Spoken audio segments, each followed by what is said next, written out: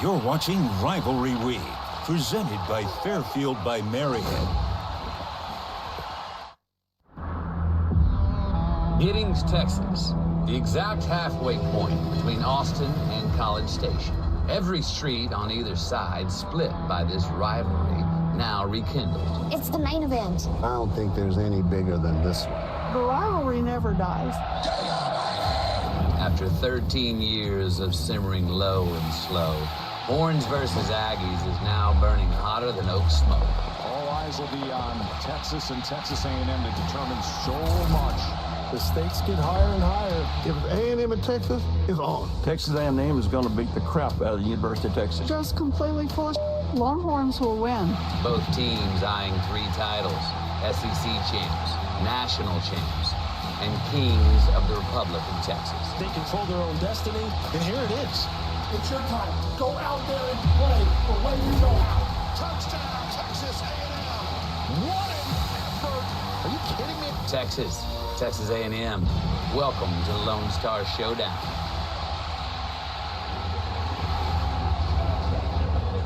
So festive, so much anticipation, excitement, anxiety on both sides. Thanksgiving 2011, the last time the Longhorns and the Aggies collided. It was right on this field, and it was a walk-off field goal by Justin Tucker to win it for Texas. The Aggies have lost 2 of their last 3 games, Kirk. They lost a 4-overtime heartbreaker to Auburn, but hours later, they regained control of their destiny with Alabama losing. The winner tonight heads off to Atlanta to take on the Georgia Bulldogs for the SEC Championship. Despite that slip-up, these Aggies come in still controlling their own destiny. Motivated team. Just 60 minutes away. Slight home underdogs. And this famous 12th man implored to make a difference. 80,000 were here for a yell practice that was not at midnight. It was in the afternoon.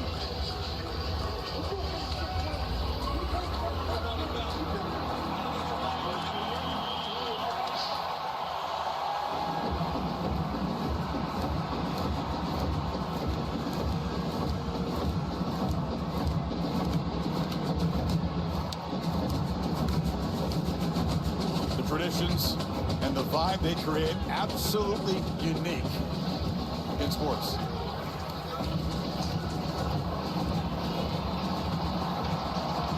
Incredible rebuilding job in year 1 for Mike Elko.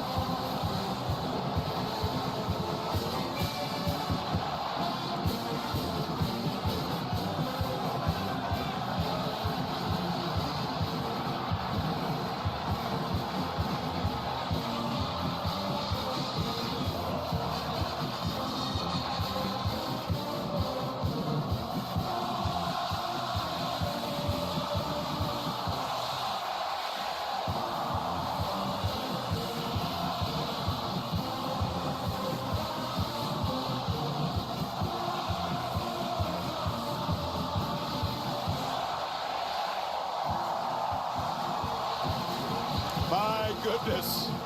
Goosebumps, long time waiting. The bands competing and colliding before the football teams get out here right there. Both fight songs from their respective schools do some old-time trolling of their rival. Saw off varsity's horns. That's the old name for Texas before they adopted the Longhorns. Steve Sarkisian knows what his team is in for tonight. He's down with Holly Rowe. Well, Coach, you talked about the importance in these rivalry games of playing with emotion but not being emotional. How have you said that and communicated that to your team? Well, I just think it's been really critical tonight. We played with great poise and composure, especially in the critical moments. Your quarterback had an ankle injury. What do you expect from him tonight in his mobility? Well, I think he's going to play good football. We wouldn't put him out there if we didn't think he could do it. Thank you, Coach. Speaking of Quinn Ewers, I talked to their athletic training staff. They have been doing round-the-clock aggressive treatment to get him ready to play. And guys, you can see a heavy brace under the tape of that right ankle. I watched him extensively in warm-ups. He could drop back, he could push off. That is the back-throwing foot, but he seemed to be moving very well. Chris? Thank you, Holly. He limped through the last 2.5 quarters against Kentucky. Kirk, if he can't move better than that tonight, I suspect we'll see Arch Manning. He's got to be a little bit mobile. Yeah, he's going to get some pressure, especially on third downs. Not the most mobile guy. Look at his face. I mean, this guy grew up in his state. Look at that smile. How excited he is for this opportunity to play in this rivalry and represent the Burnt Orange. Well, across the state, across generations, you got families who love each other but don't always like each other this week. There are so many families divided. And Kirk, they've talked about recruiting rankings. They've done message board banter, trolling on social media. Finally, push all that stuff aside. Let's settle into the football field tonight. Yeah, let's go. Let's go. 60 minutes. Winner heads to Atlanta to take on the Georgia Bulldogs. Will Stone to boot it away. Terry Bussey, the versatile weapon for the Aggies, stands back at the goal line. At long last, they're back at it.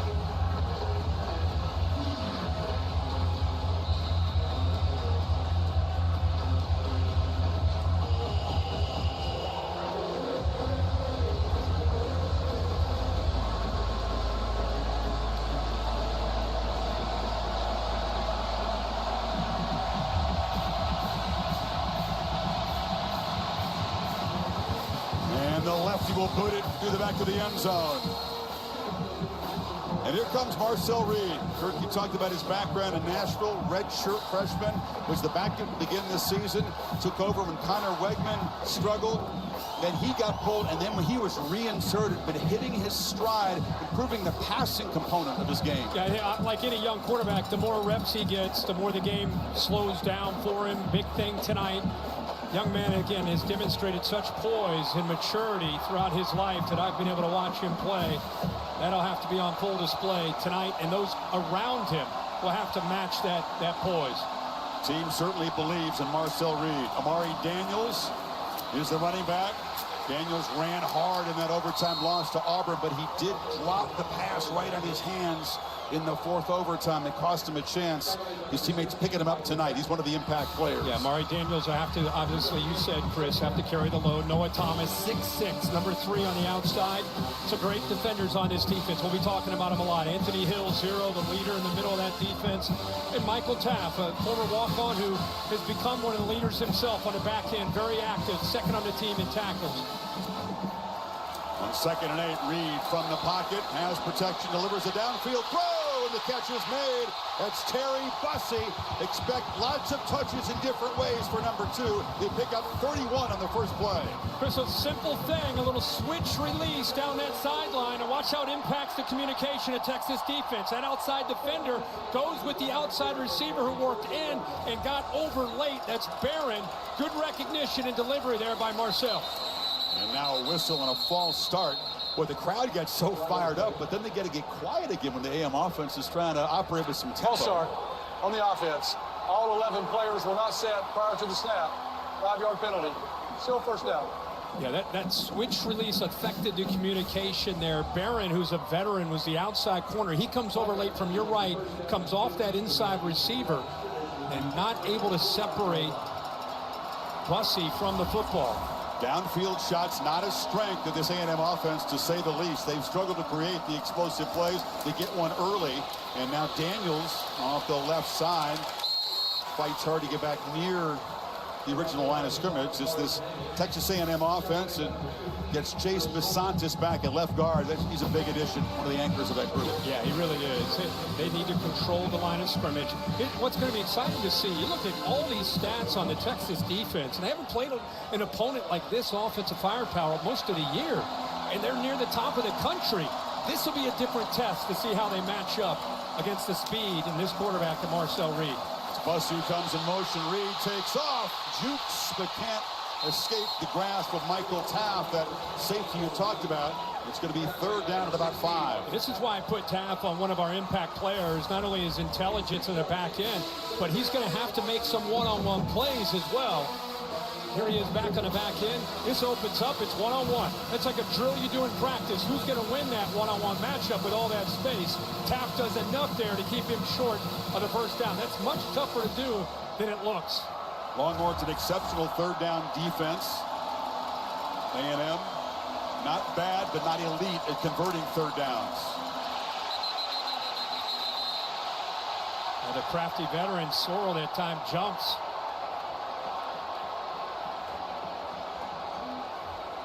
Marcel Reed gave a hard clap, and Sorrell jumped. Offside on the defense, number 88. 5-yard penalty results in a first down. Good discipline by the Texas A&M offensive line. Watch the quarterback hard clap. Got him. Save those hard claps for those third down and short situations. So a gift, and the Aggies now set up just outside the Texas 35.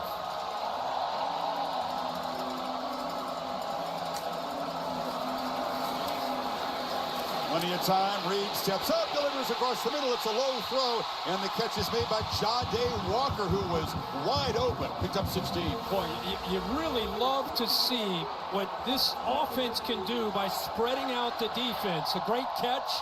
Give Colin Klein, the offensive coordinator, a lot of credit.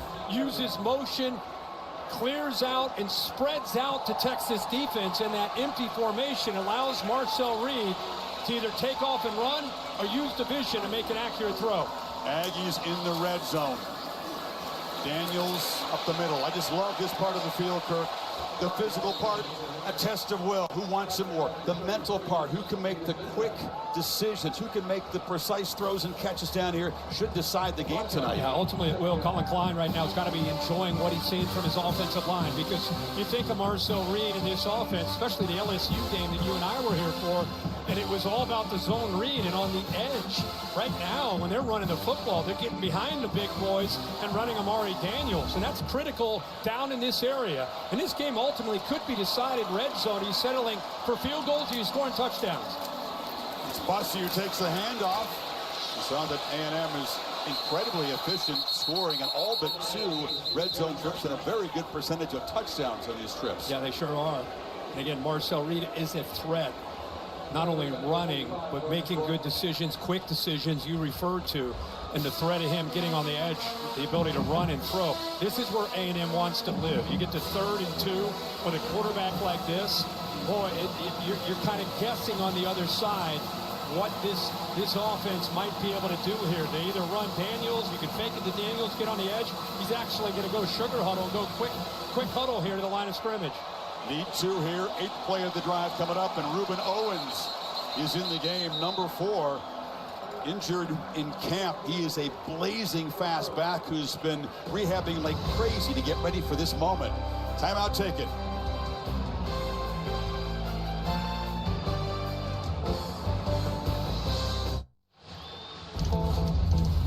Often referred to as a clash of cultures. These campuses 100 miles apart, and they are populated by a whole bunch of Texans.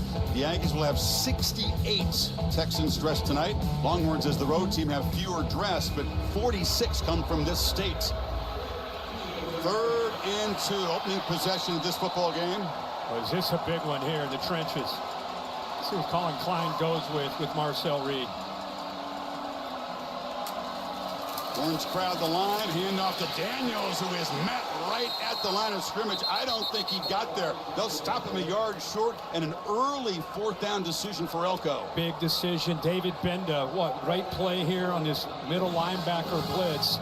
Got off of the block, kept him short, and here we go. The decision has been made.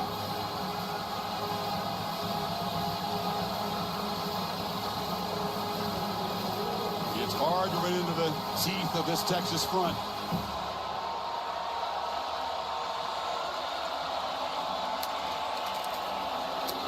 Daniels, did he get there? Looks like he just got enough. Well, the official from the far side ran in. From the near side, no. Texas rises up, and Baron Sorrell, who had that penalty earlier in the drive, redeems himself. He sure did, Chris. That's exactly what I was about to say. Off the edge right here. It's nice to be able to rely on a veteran. Get off the block from the tight end, bang, and then he gets help from the rest of that defense. What a job there of playing with intensity, expecting that inside run, and the big fella, the veteran off the edge, 260 pounds, closes in to keep Daniels short. When you combine effort and motor and technique and a pro mentality, you got a great defensive end. Remember we said these teams are going to move the ball. What happens in the red zone could decide the outcome. It's really, really loud for Ewers as they set up from the 10. Looking to throw on 1st down, and he launches downfield. Miscommunication.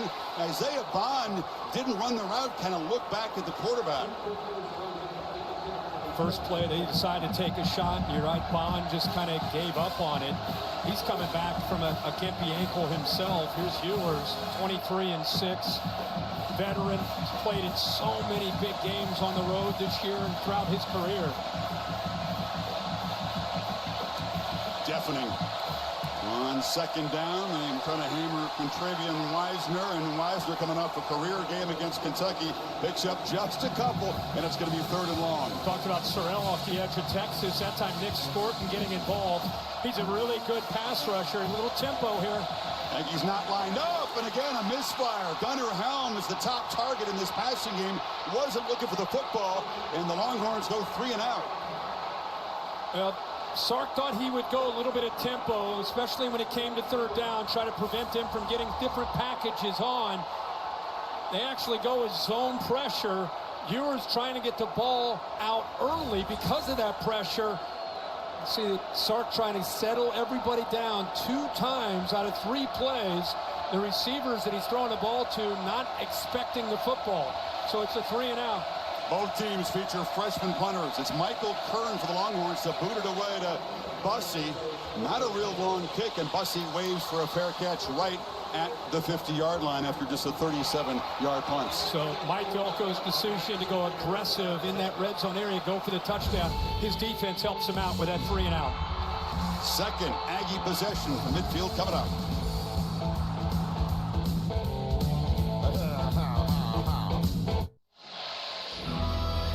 Rivalry born back in 1894. They played 97 straight times until 2011 when the Aggies left for the SEC. That didn't sit well in Texas. They refused to play them, and they thought maybe they have all-time bragging rights from that win here in 2011. But with Texas joining the SEC, back together on an annual basis, and again, some things change, but some don't. When these 2 teams get together, it's hot-blooded. That's my man doing right here with his Home Depot hat on. Looking good there in the middle of the core. So the Aggies defense gets that quick 3 and out, sets up Reed and the offense at the 50. And off inside, Daniels has those quick feet, but picks up just a few before Anthony Hill, and Lefau closed him down. Interesting how they continue to run. It's almost like they're setting up, lulling this defense to sleep. What he can do to the edge of this defense. Now they're going to go empty again, try to spread this defense out. Let Marcel Reed have options here.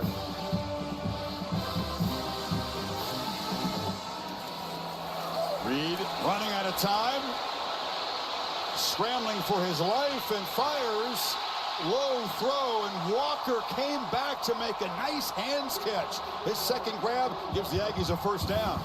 Well, there was some initial pressure right here from Broughton. He's able to win on that left side. Now he steps up. This is where he is so dangerous. Texas did a good job of trying to contain him, not let him step up and scramble for yards. Instead, uses his eyes downfield to eventually find the receiver for that first down. What a play. Sharp start, 3 for 3. Again, from the pocket, on the move, launches downfield, and it's intercepted. He took a chance and pressed the ball, but Michael Taft, that smart ex-walk-on, respected leader back there with the first takeaway tonight. Yeah, Chris, just playing center field, reading the quarterback's eyes the entire time. This gives you an idea that Marcel Reed thinks he can make these throws, but Taft does a heck of a job of just spotting that throw, showing you the range that he has, and then finishing on that to come up with the turnover for the Longhorns. The left foot down for the interception. Taft does it all. It's his second pick. Gets after the passer occasionally. He forces fumbles. He recovers them. Blake Gideon is the only guy in the Texas staff who actually played in this game. He was a safety, and he says, this guy right there, the smartest player he's ever been around. He said, myself included. That's impressive. Kid out of Westlake there in Austin. Made a big-time play. Trying to get the left side, having no running room with Wisner. A flag is down. Cassius Howell, the Jack linebacker, made the stop.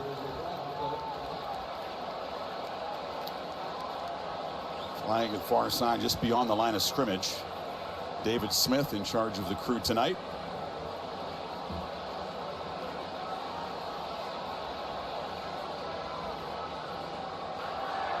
Personal foul. Face mask on the defense. 15-yard penalty from the previous spot. Automatic first down.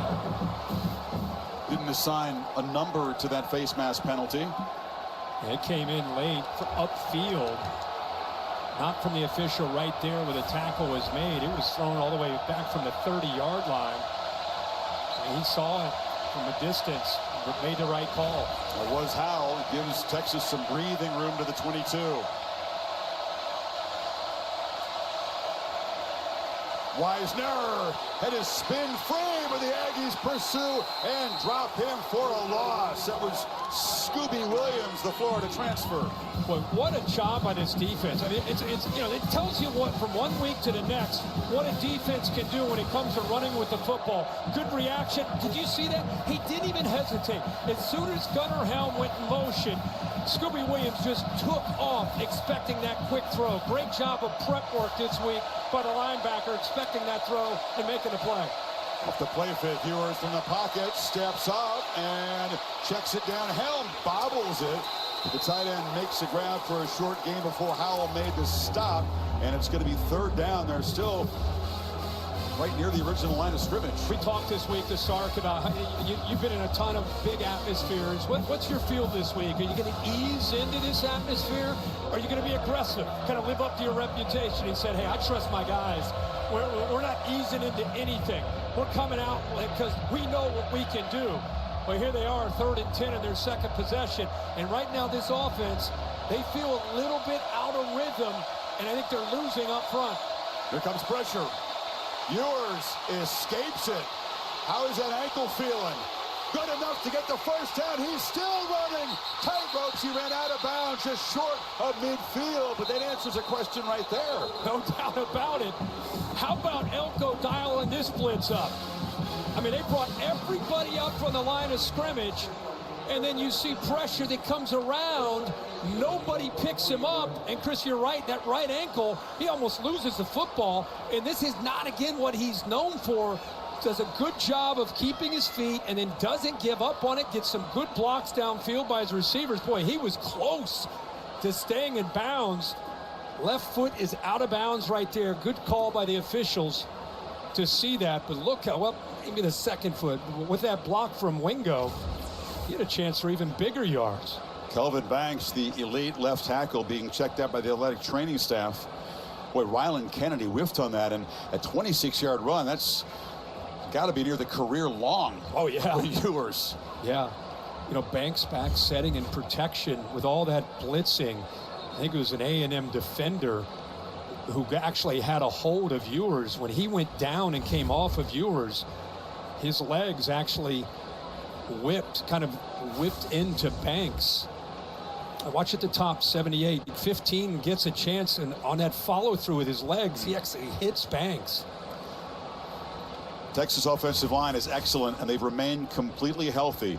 The same 5 guys have started every game this season. Only 8 teams in college football can say that. And this guy, as we saw, his draft status appears to be okay, nothing too serious. So I have to go to some depth now on the offensive line, which has been rare. He walked off. The more he started to walk, the better he looked coming off the field, which is a great sign for Texas. And remember, they had 7 sacks in that game against Georgia, which was at home. Now they got to handle the noise here, the 12th man, and all these exotic pressures for Mike Elko, especially on 3rd down. We saw him escape that pressure with nobody picked up that blitz. Redshirt freshman Trevor Gooseby replaces Banks on the left side. And one of the many throws that Texas does behind the line. The catch is made by Helm, but the Aggies are all the time tonight. They sense that screen. Texas has had a lot of success this year. Marcus Ratcliffe, the safety, just kind of waiting for him. Gets help from the defensive line as well. Again, just really well prepared. Dial in on all these formations, the personnel groupings. Every look they've seen, they've been able to adjust to. Second time a pass completion for negative yardage on this series. On 2nd and 14, they'll run it, and Wisner's loose. Bounces down to the 35-yard line. Guy who brings a lot of toughness to this running game, 22 yards. Watch this block by Hayden Connor, the left guard, and he pulls around. Really good job of coming around. Bang, right there. Opens that hole up, and what acceleration to get through the mess. With a big gain tempo, handed off inside. Wisner not a hyped recruit coming out of high school by the standards of Texas. C.J. Baxter, he's been lost for the year with an injury, was a lot more talked about than this guy, but he has earned his stripes. Oh, no doubt about it. He seems to get better and better. Another good job up front, that time by Majors, and Connor again with a double team to open that one up. First down inside the 25, short pitch. Didn't know if his knee was down. That's DeAndre Moore when he made the catch. He said it wasn't, but he still picks up about half a yard. That's it. Let's see, take a look. Yeah, that knee is down. Yep. It looked like it was live. It's about a 2-yard difference. Yeah, they're going to buzz down. Yeah. Jim Laborde is the replay official. They'll work, of course, with the replay. The previous play is under video review. The ruling on the field was good job by Jim and the crew up here, because they're seeing what we saw, and you saw. I think you saw it live. The potential of that right knee touching. In a game like this, every yard counts. Yes, so many short passes in the repertoire. So many short passes that produce long gains. A lot of yards after the catch. And the Aggies shut that down tonight. Yep. It's a huge key.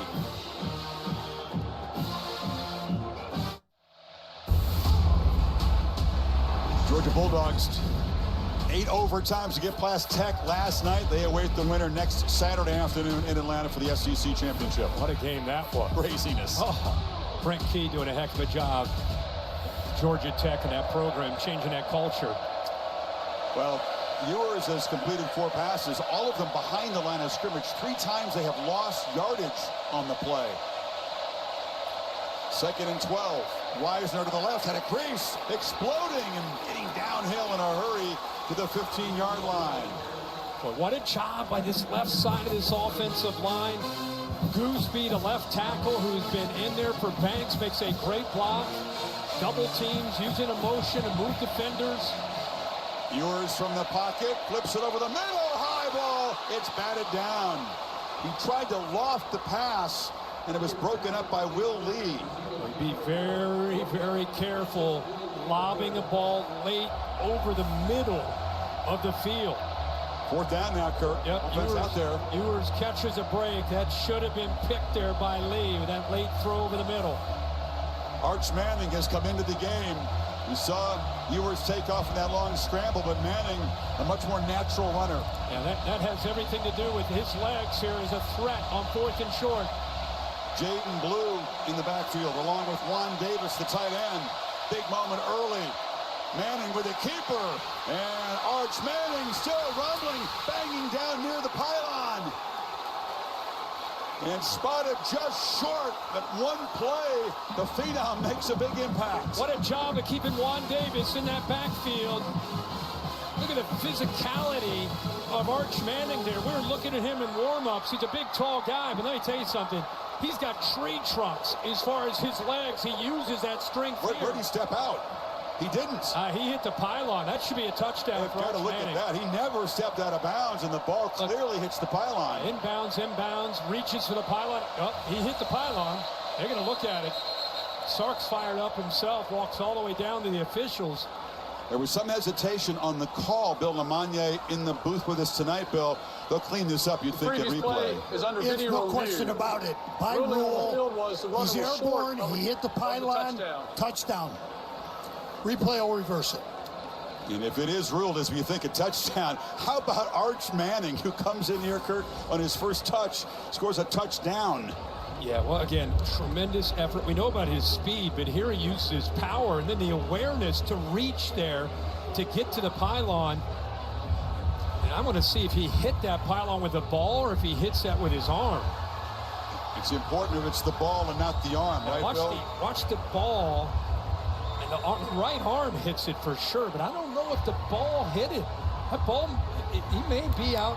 If the right arm hit the pylons, yeah, but the ball is extended beyond the goal line plane, it's a touchdown. Okay. What if it wasn't, though? What if the right arm hits the pylon, but the ball goes out of bounds first? If the ball, if the arm hit first and the ball is short, then it's short. This is a lot to look at here. Here you go, Bill. Here's your look right here. Watch where the ball is. After video review, the runner touched the pylon, therefore he gets the goal line extended. The ball was across the goal line extended. It is a touchdown. There you go, Bill. Good call. Long explanation, but a correct call. And you talked about 225 pounds. One of the less appreciated aspects of his game is the power. No doubt about it. We saw it right there. Again, we know what he can do. Look at he's got an energy about him that these players really respond to that we'll look forward to watching, whether it's later this year or next year when he takes the reins of this offense. But he's got a very confident approach. They used his legs. Remember, that was a 4th down call that they ended up bringing him in and getting that touchdown. Something else to remember, Chris, is A&M, when they give up points since they've joined the SEC, they're 11-11. When they score first, they're 52-12. What about that drive? Yeah, Manning punctuated it. Ewers had the 26-yard scramble. 93 yards they took it. No doubt. And I tell you, what they end up adjusting to is more about the run game. Great block by Davis. Just kind of gets in the way, helps him with Gunnar Helm, keeps his balance, and somehow gets to that pylon for the touchdown. That scramble, remember, early in the drive was on a 3rd and 10. Weisner had 3 runs in the drive of 10-plus yards, and he said, yeah, I thought I was in. The scowl. Yeah. Of course, his dad, Cooper, his uncles, Peyton and Eli, and his grandfather, Archie. He's got kind of a combination, you say, of the family traits of all those quarterbacks? I think that's fair to say. Well, I know he's got his athleticism from his dad and his grandfather. His dad could go. What a tremendous athlete he was, and obviously Arch in his day at Ole Miss and early days as a Saint, we know what he could do. But then the power and the size to go along with the athletic ability. And by the way, he can throw it as well. I think that's why everyone's so excited to see what he's going to do. Of course, we expected maybe to see him if Ewers' ankle was hampered. His ankle appears to be okay, but a situational touchdown for Manning. Back to Kevin Negandhi with a quick update. Chris, good evening. Dr. Pepper, Fayetteville studio update. Let's go to Ames here. And Dan, Iowa State still alive in the Big 12 race. Rocco Beck to Jaden Higgins. Yeah, I love it. You get all-out pressure. Higgins wins on the inside, ball out on time. Beautiful throw. Oh, Kansas State responds. Avery Johnson. I love the switch release and a perfect ball by Avery Johnson. Easy touchdown, Wildcat. Bonds, Jace Brown. We're tied at 7 apiece. Back to Chris, Kirk, and Holly. Keep you posted on that one. That's important for lots of people who care about the Big 12 race. No doubt. So the Aggies must fight from behind here. late first quarter from the 25. And off inside on a short gain. Boy, when you try to nullify this massive crowd, you make a defensive stop on fourth down, you get the ground game going for the length of the field. That'll quiet the home folks. Yeah, and a good job by Steve Sarkisian adjusting and relying on that run game, even with Banks out at left tackle. Talked about red zone and the importance of it. Huge at each end of the field in this first quarter. Reed takes off, darts ahead. Aggies got stopped short on fourth down, and Manning for 15 yards on a 4th and 2. Think about you're playing here in front of the 12th man. You really were controlling things here early. Good field position. Went for it down deep in Texas territory. They had the ball at the 50. Another possession, threw an interception. Texas, their own ball at the 7-yard line, and they're able to come up with a touchdown. Takes this crowd for now out of the game. Talked about the poise and the calm, the leadership of Marcel Reed. That'll be tested off that early turnover down there in the red zone. They need 2 on this 3rd down. On the end around, battling for first down yardage is Walker, was spun down by Anthony Hill, one-time Texas A&M recruit who flipped to Texas, top linebacker recruit in the country when he came out. Well, he needed, we're talking about the power arch, Manning. He needed that power there and the leverage to be able to get that first down. And anytime Marcel Reed gets under center and that jet sweep comes around, it hits so much faster. Good call there by Colin Klein on 3rd and short. Feel like they need to stretch the defense. Can somebody win against this veteran Texas secondary? Ruben Owens, that blazing fast sophomores in the game, but if they fake it to him, and Reed around right end picks up a solid 6-yard gain on first down before Sorrell chased him down. Yeah, Sorrell chasing him from behind, and I keep watching the safety who came up with a pick, Michael Taft. Every single time he sees Marcel Reed keep the ball and go to the edge, it is a foot race with him coming downhill with bad intentions to try to get to Reed. Final minute of this first quarter.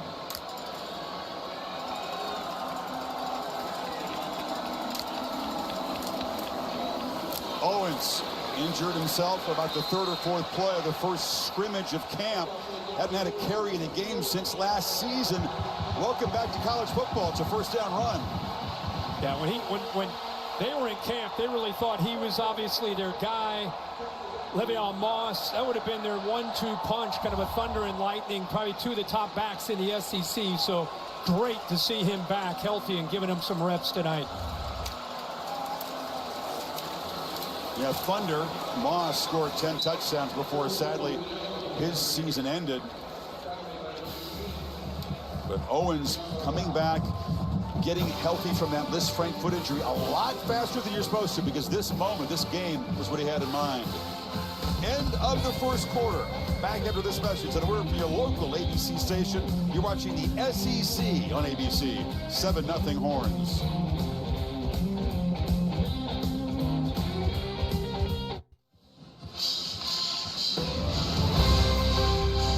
Start of the second quarter. The SEC on ABC. Saturday Night Football presented by Capital One. Longhorns and Aggies first meeting in 13 years. Already some fireworks in the first quarter. Defenses making a stand. Texas with a takeaway. A long touchdown drive. Now the Aggies trying to answer here. 7th play of the drive. 2nd and 8.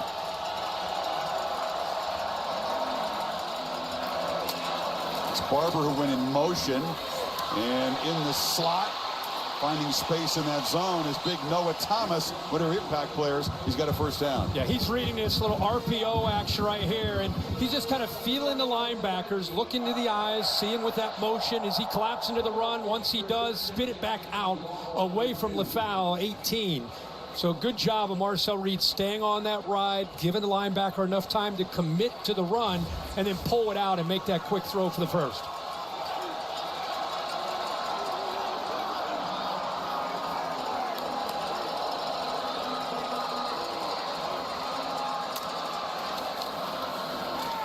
Looking to throw in first down. It was quick penetration, and that was Vernon Broughton taking time away from the quarterback, messing the play up. Boy, Broughton is so good. You know, you lose two great ones to the NFL in Sweat and Murphy.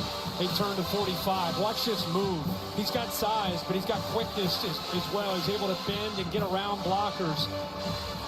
Marcel Reed didn't have a chance when you get that kind of interior pressure. Vernon Broughton, Alfred Collins, the guys in the middle of that defense, unsung but extremely important. And 2nd and 10, pressure comes again, and down goes Reed, and it's Vernon Broughton again, Kirk. There he is. Quickness. Yeah, this time it's more about his hands. You know, you can use your hands like this to be able to get away from a big offensive lineman. You're not supposed to be able to move like that. As an interior defensive end, they brought pressure there. You saw the nickel. Gilbo also came, but it's the big fella, 45, on back-to-back plays, stepping up for this Horns defense. Known more for the dirty work than the splash plays, but his 2nd sack of the season. He's off getting a breather. Fresh defensive front in there on 3rd and 17. Daniels right at the line of scrimmage, brought down, but Broughton just blew up that possession, and the Aggies will punt. He sure did. He sure did. He was everywhere on this series, and that entire defense, I think, gaining more confidence with each possession. Holly, what do you have? Well, guys, you can see this Texas defense really forcing Marcel Reed where they want him to go. Pete Kwiatkowski, the defensive coordinator, told us we can't lose Marcel when he scrambles to his left. They want to throw him to his throwing arm, keep forcing him to that right side. That's where he was scrambling when he got the pick. You saw him do it on that series as well. That is by design by this Texas defense. There's not much they don't know about Reed, even though he hasn't played a full season. Tyler Wright, freshman, boots it away, and he boots it too long into the end zone. So a long 49-yard punt, but the touchback. Quinn Ewers and the Longhorns back to work. 7-0 lead on the road here at Kyle Field.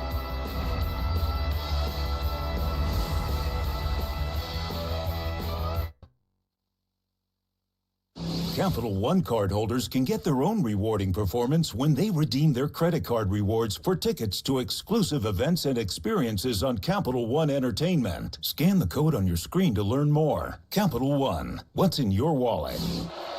Texas from the 20. Last possession was that 93-yard touchdown drive to take the lead. Jaden Blue joining Wisner in the backfield, flanking Ewers. And it's the first carry for Blue, who's got great speed, has had a problem with fumbles this season. Back-to-back games, they'll be ripping at the ball if they get a chance on this defense. No doubt about that. This Texas run game, that last drive where they went 10 plays and 93 yards, 5 of the 6 runs for 10 yards or more. Wow. Been an issue for A&M all year. There's a look at Baxter right there. Been an issue for A&M all year, giving up too many explosive runs. They got to make some adjustments, stopping this run game. Isaiah Bond was in the backfield behind Ewers, goes out in the flat, and they get the receiver involved in an unusual way. It's a short gain. Dalton Brooks knocked him down. 3rd down now. Might have been technically a part of their run game there, just kind of an extension. Get the ball out in space. Look at this 12th man coming alive on 3rd down. Chance to get off the field.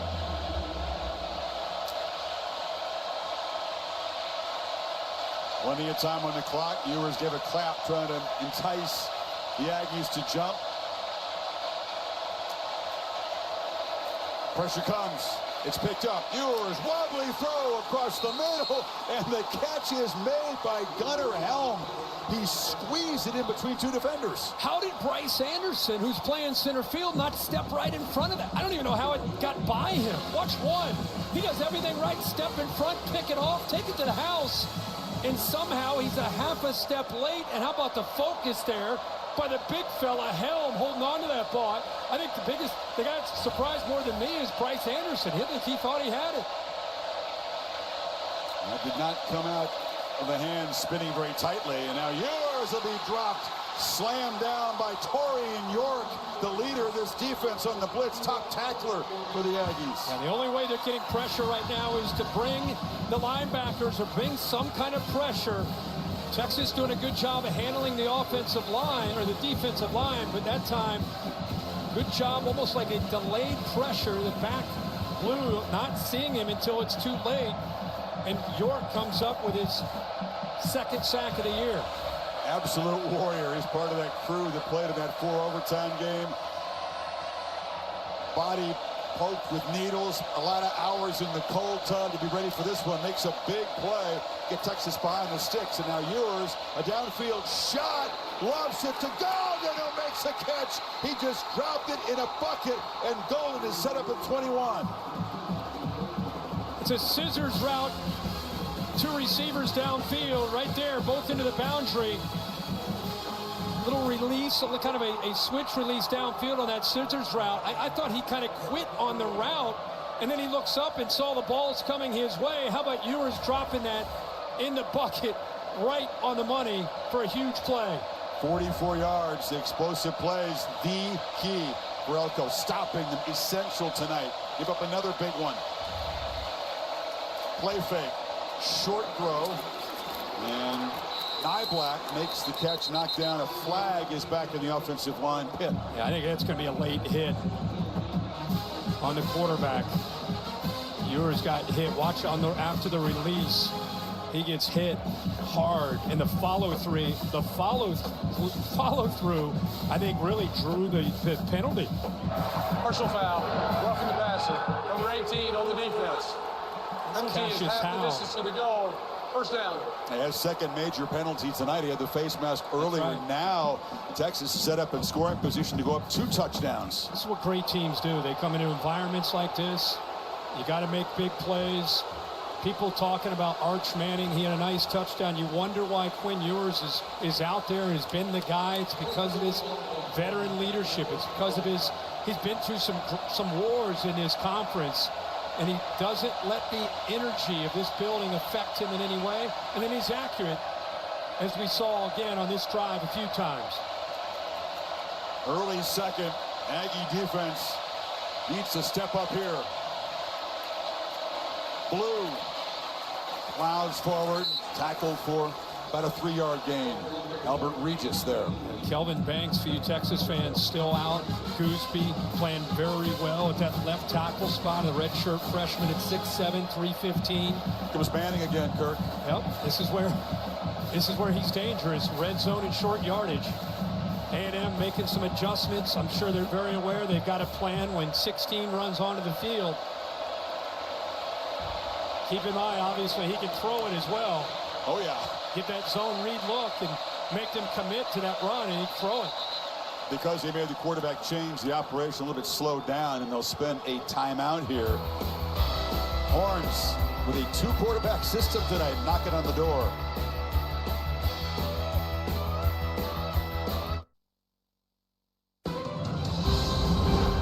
Saturday Night Football is presented by Capital One. What's in your wallet?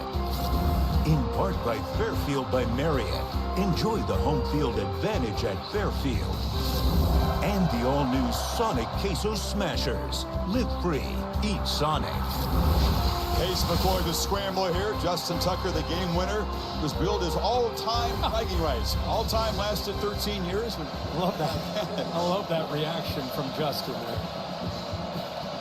Ewers is back in the game, Kirk, now. Yep, Ewers back. A&M's defense throughout this year has been very, very sound in these areas down inside the 10-yard line. 2-back look. From the pocket, pump fake, lofting to the back corner. Caught. Incomplete. Thought he had it. They ruled him out of bounds. It's definitely worth seeing if that right foot was in before his left foot stepped out. Watch his right foot. I think it's left. There's the right foot. That's a touchdown. Look at that toe. Has possession of the ball. That's a touchdown. And what a catch by Blue. Severs. Look at this, Chris. Look at this. Left. Off an arm. Right foot's down. Again, it's Anderson who's in position to make a play. Texas, remember, their first touchdown was a review. And their second touchdown is going to be on a review. The pass was incomplete. Talked about Jaden Blue, electric playmaker. Yeah, he's had fumble problems, but he brings a lot as a receiver out of the backfield, as does Wisner. Look at the concentration here. This Anderson's arm did touch the football, put in. the concentration, the ball bounces off the forearm. How about looking down and getting that right foot down and possessing the football?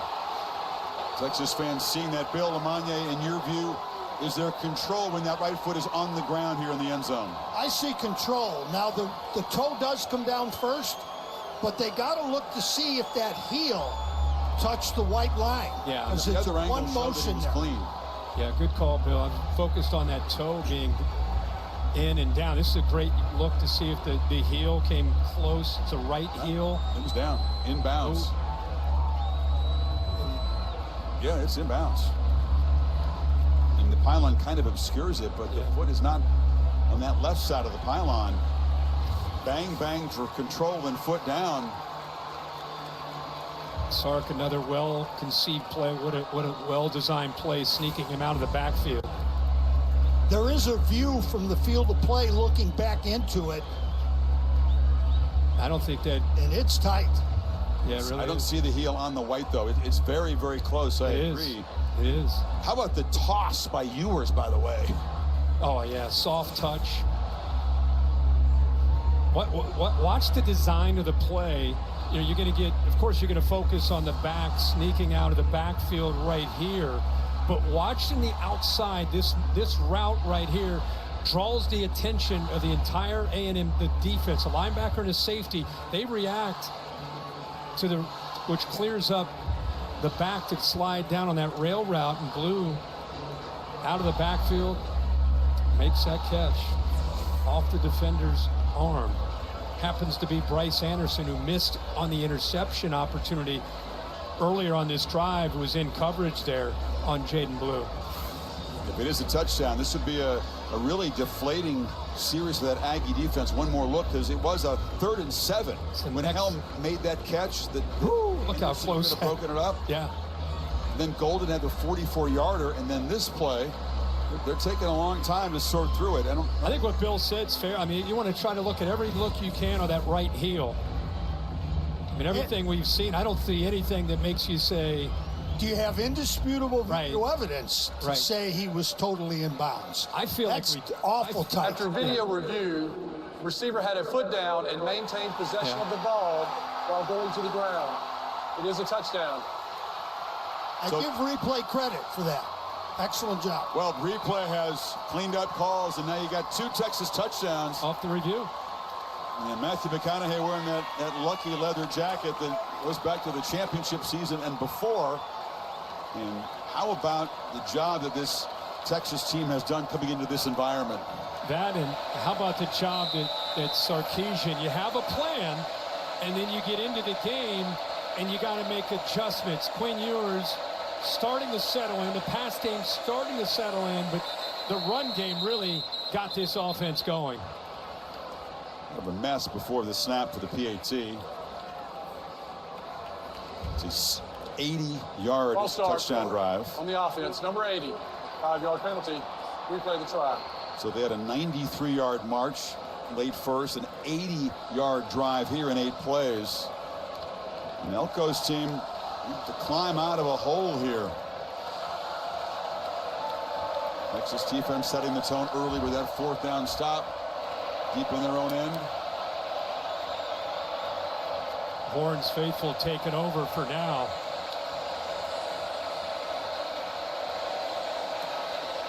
Auburn, the PAT from 5 yards longer. 14-0. Horns on top of the Aggies.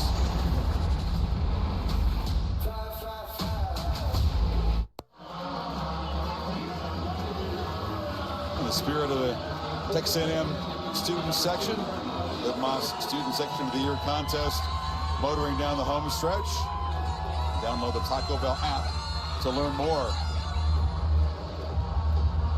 So much anticipation, so much anxiety, renewal of this rivalry. You gotta beat Texas. You gotta beat Texas. That's all Mike Elko heard from the moment he got hired. The players have heard it too all season. We know how powerful that can be.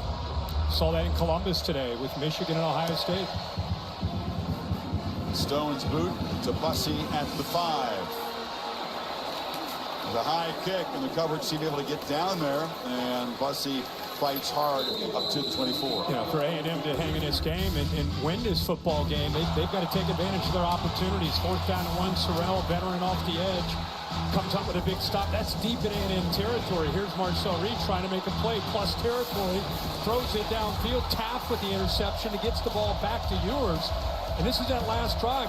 Look at this opportunity for Bryce Anderson. Step in front of that and make that play. That's not including a ball that Quinn Ewers threw late down in the red zone, late over the middle, that could have been intercepted by Will Lee. So a lot of missed chances by A&M, and now they find themselves in a 14-point hole. As you referred to, Kirk, tremendous front runners here. Yep. A 500 team, and the opponents come in and conquer this atmosphere and score first. And now it's a 2-touchdown deficit here.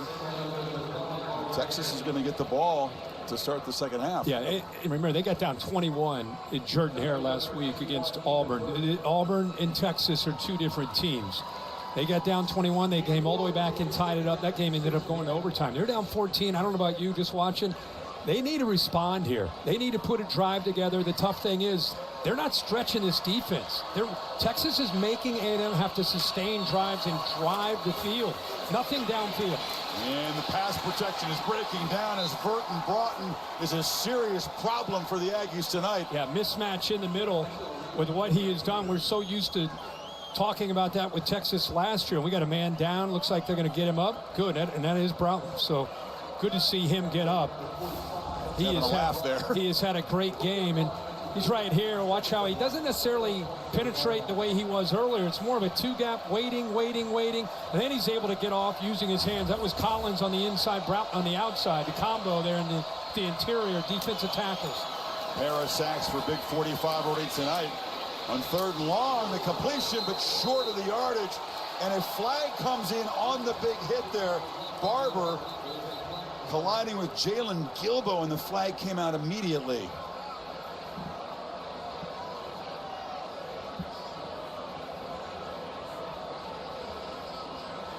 And he stopped short of the marker. Personal foul, targeting, number 4 on the defense. There's Andrew Makuba. Obviously, they'll review this, and we'll get Bill's opinion. Take another look here, Kirk. Yeah, well, usually you're used to seeing Simmons, who's a great pass rusher, come off the edge. Here, he's just spying the threat on the 3rd down of Marcel Reed taking off, so Reed's got to throw it, and then that big hit there. Bill, what do you think of that? Here's the key to it. If he's still a receiver, he's defenseless. And there is forcible contact to the head neck area. So if he'd have dropped the ball, we'd have called it incomplete. So I say he's still a receiver. I say they confirm the call. Here's a look at it right there. By still a receiver, you mean he hasn't turned and started to run with the ball. He's just in the act of catching it? Exactly. Okay. Yeah, because like I say, if he would have dropped it, we said incomplete, he's still a receiver. Kuba, senior transfer from Clemson, comes in with a lot of experience in college football. He's been a key part of this defense. 4 picks this season. And if that is confirmed, he's done for the night. He's been a great addition. They said they were so impressed by the Clemson transfer and how quickly he picked up this defense. You look at that defense with Barron, who moved from nickel out to corner, Muhammad, Taft, Gilba. This is a veteran defense. Makuba steps in, and he's just one of that group. You got really 5 guys now that are veterans. 2 big parts to this. First, Makuba is a key guy, and he'd be out if the call is confirmed. Second part of it is they had him stopped, and that hit will give them a 1st down and move the football out close to the 45-yard line. After video review, there is no targeting on the play.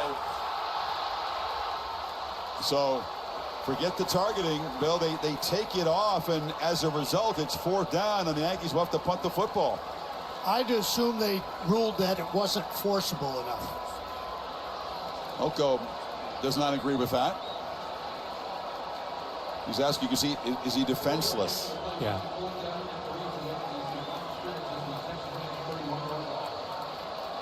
Makuba stays in the lineup.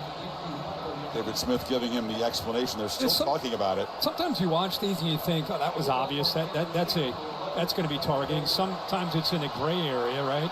Oko's having to be kind of restrained. He was still marching after David Smith. Hot. Now he's out on the field. He wants a more detailed explanation from Smith. Again, the difference in that being ruled no targeting is a punt versus a first down out close to midfield.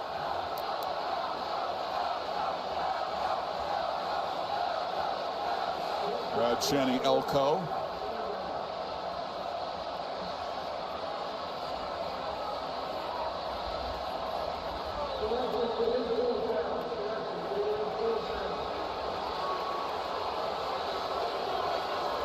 Could not hear what was being said there. I guess he was just announcing it was 4th down, which is what the yards marker has said all along. So Tyler White to boot it away. Silas Bolden for the Longhorns at the 25, and Texas defense does get a stop and a chance to really build momentum, Kirk, and build this lead before halftime.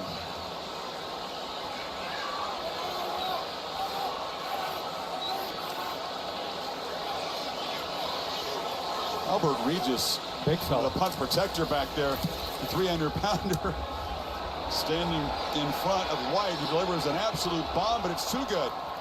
It's too long, and it bounces into the end zone. A 69-yard punt. Second touchback tonight.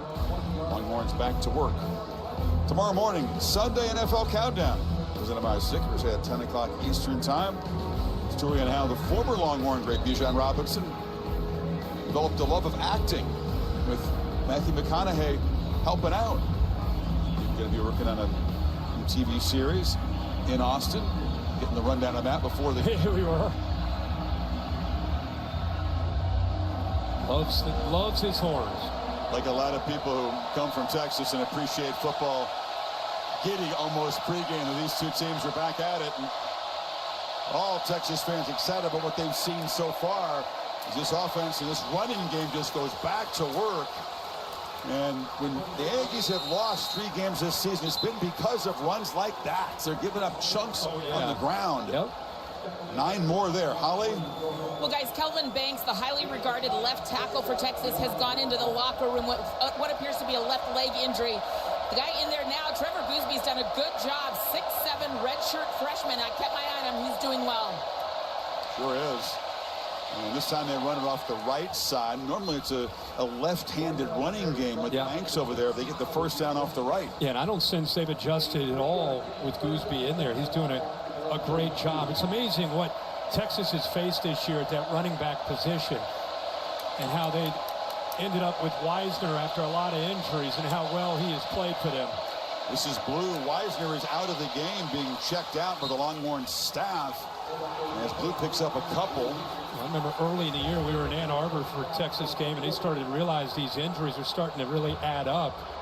C.J. Baxter was going to be a big part of this, and that's the first time we saw Jarrett Gibson, true freshman, play that day early against Michigan. They fake it to Blue. Ewers has time, launches downfield. Catch made on the run by Ryan Wingo. And the speedy freshman motors down the sidelines, run out at the 30 after a 35-yard chunk. Well, if you look at the tempo, I think, affects this defense. Look at them looking around. Nobody picks up this deep crosser. Linebackers and safeties, it's a late adjustment by the linebacker who has no chance, Scooby Williams, of staying with a true freshman. Wingo is special. Great job of getting behind the backer. Aggie defense reeling, barely getting lined up for this play, but making a play in the backfield. That was Cassius Howell. He's been flagged a couple of times tonight with a tackle for loss. So lose 4. He tackles Blue, but he also tackles the quarterback. Ewers, watch him collapse on the edge. The guard pulling out. He has no chance. He takes everybody down. I'm taking everybody. I don't care who has the ball. Someone's going down.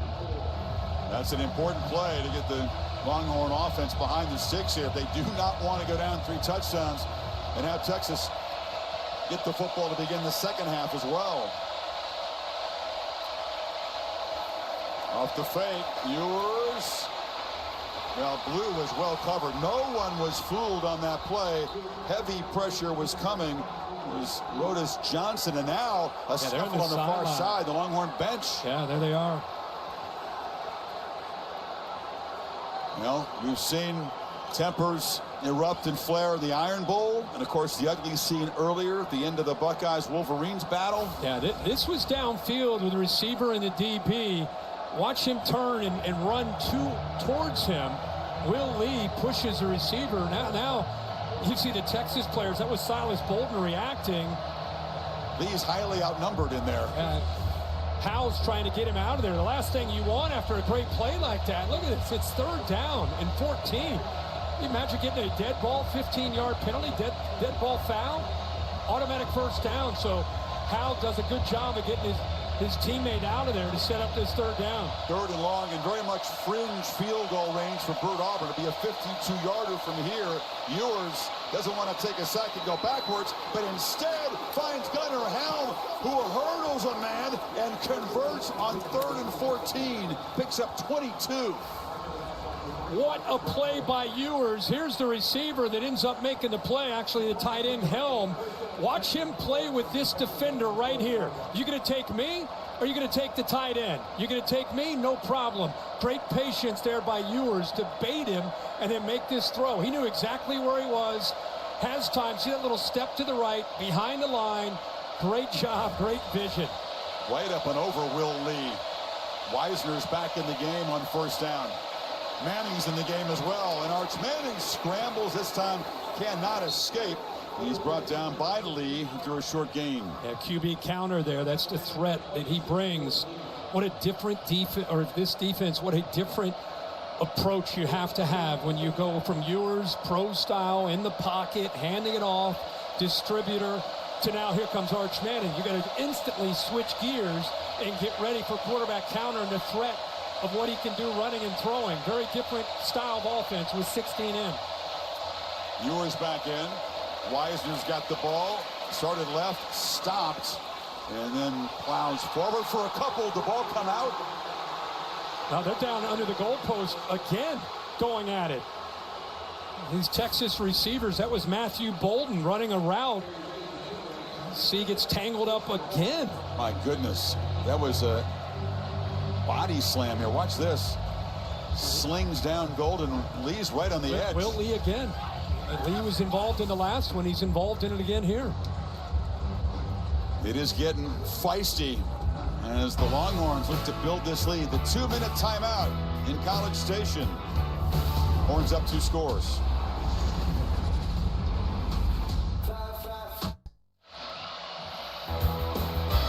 Two minutes in the first half, dominated by Texas. Longhorns on their 3rd long march tonight, trying to build a 3-touchdown lead before the break. 3rd and 6 coming up, and someone in a maroon shirt's going to have to make the play here. Scorton off the edge has had a quiet night. We haven't even said Shamar Turner's name in the interior. Somebody's got to get him off his spot and bring pressure. Wisner's got it, but he does not have 1st down yardage. He fought hard to dive to the 5, but it looks like Sarkisian will set up for a field goal at this point. A&M's going to call a timeout, obviously, to save as much time as they can. That takes them, they're done with their timeouts. Boy, Albert Regis made a great play. Not surprised at all there by that run. You know, we saw Texas fall way behind at home against Georgia. They ended up clawing back. It was a 15-point margin. People have been skeptical about this team and the resume they put together. I know it's only a half, long way to go, but you're getting a glimpse of what the Longhorns look like when they actually play with all 3 phases of a complete game. And I think that was the question, because they haven't always had the great challenge. Sark's the first one to tell you that. But you're right, in this environment, they got off to a little bit of a slow start, kind of recalibrated, found their running game, which opened up other aspects for Ewers. But, man, when this defense, all I heard from people was, well, their defense is good, but who have they really faced? Well, they look really, really good. This is an elite defense that we're watching. By the way, the offense is out there. Quinn Ewers at quarterback, so Sarkisian, an aggressive call here. They need every bit of 3 yards. Got to get inside the 3 for a 1st down. Just forget the field goal. Unless they're just trying to draw him off. It's Juan Davis, the tight end, shifting around. And a bunch of clapping and a lot of screaming. But no play so far. No, Sark waved it off. He said that's it. Yeah. Well, it's a good effort to try to get a first and goal, but I think up 14, knowing you can get a football back for the third quarter, it's sensible play is to take the 3 here. Yeah, absolutely. But before you do that, why not try to get a gift and see if you can get A&M an aggressive defense to jump, get the ball to start the second half. You go up by 17. We'll see what A&M can do in this last 155 without timeouts. Talk about this, Texas defense. 3rd in points allowed after Ohio State and Notre Dame. Pitching a shutout as Auburn with a chip shot does slide it inside the right upright. And Texas builds it to 17-0. The Aggies with 1:50 to work. But before halftime, when we'll hear from Kevin Negandhi. Hear from him right now, as a matter of fact. Hey, Chris, Capital One halftime report minutes away. Dan, Booger, Kevin in studio. Rivalry weekend. We love it on the field. It's the post-game stuff that's like very ugly. We'll take a closer look. What's missing right now from A&M? What are you seeing? A&M needs some explosive plays. Texas' safeties are starting to come down the hill. They got to back them up. Throw the football down the field with Reed. I love the addition of Arch Manning to this Texas offense down in the red zone. That 4th and goal or 4th and 2. Changed everything. Yeah. And looking forward to give Georgia and Kirby Smart something to pay attention and prep for. All right, we'll see you at the half. Back to you, Chris and Kirk. Yeah, the explosive not happening. The longest run, Kirk, for the Aggies tonight, 7 yards. That was by Reed. They have one sort of downfield shot. Terry Bussey had the 27-yard gain, but that's been it.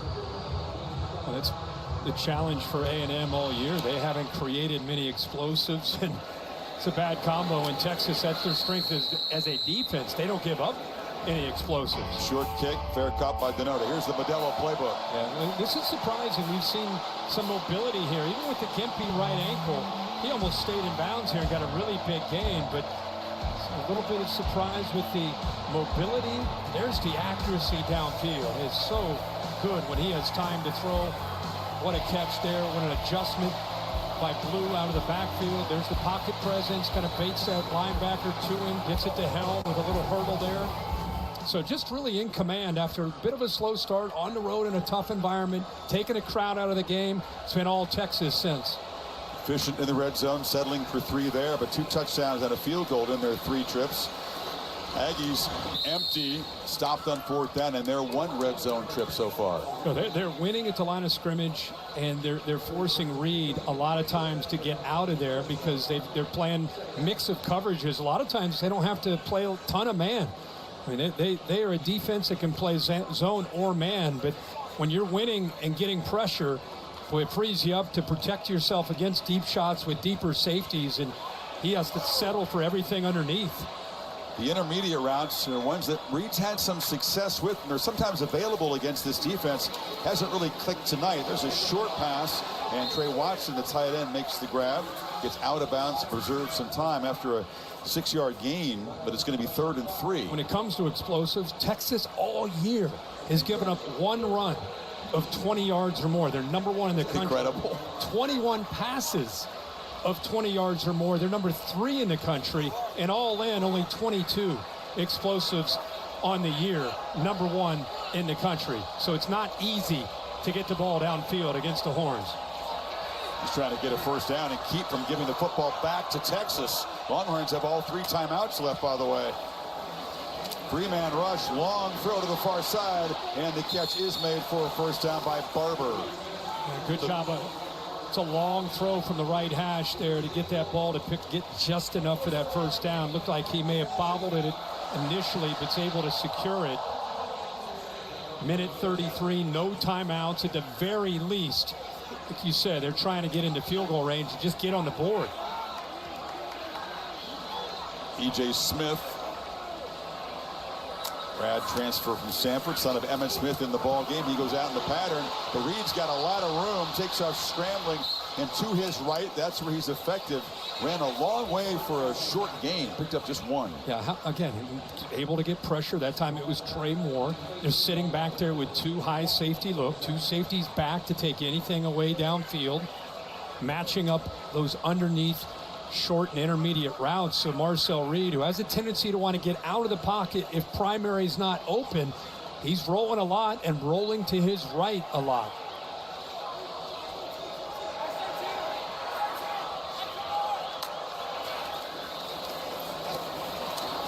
Rush is picked up. Reed again rolls out. That time dips under a defender and accelerates for a nice gain out near the marker at the 46. Picked up 8. It'll be 3rd down. Yeah, and the clock keeps moving. He's got to be aware of that, have a little bit of urgency, and he does, just short of that marker. And they'll pick up the first down with Smith. Yeah, good tough run there by E.J. Smith. Ran right over the linebacker to stop the clock. See what the young quarterback goes with. Gets the play called. The play called as that clock is stopped. No pressure, short throw, but fighting to get out of bounds after making a catch is Theo Malin Olstrom, the tight end from Sweden. Well, he did a heck of a job to get out of bounds. I thought he might get tackled inbounds with being out of timeouts. Every second counts for this A&M offense. Remember, Marcel Reed, a young quarterback, 6'2", 180, out of Nashville, Montgomery Bell Academy. Hasn't been in these situations a ton. Let's see how he performs here in this rivalry game. Down 17, obvious pass mode. Pressure comes. Reed steps up and flips it to E.J. Smith, who gets out of bounds, getting closer to field goal range for Randy Bond, who's a reliable kicker. Need to get maybe about 10 more yards to feel comfortable about it. He kind of is still locking in on the one receiver. If he would have looked at the middle of the field there, he had an open receiver against. So I remember I talked to you about split safeties, 2 high safeties. He had a receiver right down the middle of the field. 44 seconds left. Need 2 to get the first.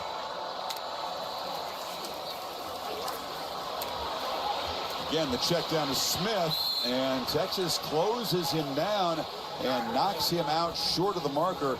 Michael Taft made the play, and now it's 4th down.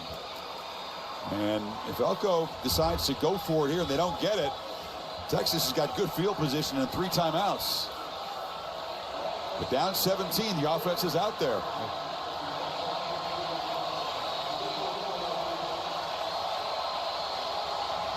Need a long 3.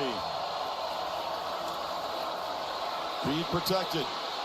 Thinks about scrambling. Takes off. Slides down. Did not get there. Baron Sorrell closed him down. Took a shot. Kind of went in awkwardly feet first, but did not get it. And Texas will take over as Reed limps off the field. You cannot say enough about this Texas pass rush against a very athletic, capable quarterback and being able to get away from pressure. They're not getting upfield. Looks like he came down and before they even got to him. Looks like he kind of landed awkwardly there. Yeah, he takes a step there. His heel was hit by the top of his left foot. Yeah, but again, the importance of when you have a quarterback like this, you cannot get upfield, right? You've got to be able to squeeze instead of worrying about that, and that's what they do. They keep him in the pocket. How do you feel about the jugular if you're Steve Sarkisian? Oh, you know he's going to go for that. And they actually keep it on the ground. They do have the 3 timeouts to work with. Yeah, he's already called a timeout. They set up with that second 4th down stop for the Texas defense, getting close to midfield, and again, get the football right back to begin the 3rd quarter. Sarkisian, very aggressive play caller, and he's got total trust in Quinn Ewers tonight, who has looked just fine, thank you, coming in with that ankle concern, wearing that brace. Chris, I just want to take a quick peek. He looked, this is the AT&T clicker, he's had a tendency to continue to look to his right. This is the receiver I'm talking about, where if he would have stayed in the pocket, stepped up and just stayed right there. See how he's looking right? If he steps up with the safety coming down, look at that throw right there. He could have potentially found that for a touchdown. It's all moving pretty quick for him tonight. It is. Credit to Texas. 27 seconds and 2 timeouts. Ewers from the pocket. Will lofted downfield in the coverage. That was DeAndre Moore trying to fight back to the football. Well covered by B.J. Mays. Well, they have a collection of receivers, don't they? When Sark has these guys healthy, Isaiah Bond, DeAndre Moore, Ryan Wingo, the true freshman, Matthew Golden, Silas Bolden, Gunnar Helm. What a group. Both Moore and Bond, as you mentioned, coming back off injuries, looking better tonight, as healthy as they've been. Yep. Then you add the backs with Blue and Wisner. This is a collection of skill. Important play, pressure on 3rd and 9. Wisner on the check down, rumbling into the secondary, still going, first down, and deep into Aggie territory, down to 12 seconds off the 24-yard gain. This is why Sark is known as one of the best screen coaches in the game. 3rd down, you almost know there's the threat of this going with his reputation. Look at the acceleration. Great convoy downfield. He was patient, let the blocks establish themselves, and then got upfield and picked up such valuable yardage. But a great call, again, by Sark there, going with the screen game and getting those linemen downfield. You're right, the convoy was all set up. Helm was joining the big offensive lineman. Now they got 12 seconds, 1 timeout still to work with. Holly? Well, guys, you see Quinn Ewers continue to be mobile, extend plays, really moving well. He is wearing a revolutionary ankle brace that was developed by an athletic trainer and a doctor, Fred Furlick from Notre Dame. It is on the outside of his shoe. It's got a joint on it, so it allows the shoe complete, or the foot complete movement outside of the shoe. It is protective, and it is really allowing him to look comfortable out there. Really revolutionary product from Takeo. We thank Reese Davis for checking in with that old tip for us. Well, congrats to Dr. Furley. That is a great device. First down, Ewers loops the ball just over the reach there of Bond, and it's down to 7 seconds. They're kind of in the range where pregame Bert Armour was kicking field goals. It's about a 51-yarder if they tried it from here. Boy, did Will Lee take a chance at the line of scrimmage, lunging at the receiver. If he doesn't get him, if Bond's able to avoid him, he is downfield. You talked about going for the jugular. You knew Sark would. 7 seconds to go here. Still have 1 timeout remaining. See if they go for a shorter route to make it a closer field goal attempt, or just keep it on the ground with Wisner, who's knocked down at the 30, and Sarkisian spends the final timeout with 3 seconds and tries for 3 points from Auburn here. Well, that's about as good of a half of football in this environment in a rivalry game that Sark could have hoped for. The operation of it in this environment, including Sark himself as a play caller, just absolutely flawless. They've taken his 12th man out of the game. They go to the showers. They make this up 20, and they get the ball to start the second half. 28 earlier, this from 48. We're a 20-point lead at halftime.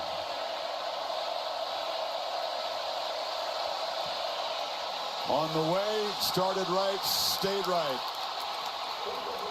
So something the Aggies faithful to cheer about, but you are right, Kirk, to come into this environment, this massive place, deafening crowd energy, and play like that in the first half can't do much better than the Longhorns. Holly? Well, Coach, how would you describe the play of your quarterback position from Quinn Ewers' command of this offense to using Arch in the red zone? How does it stand out?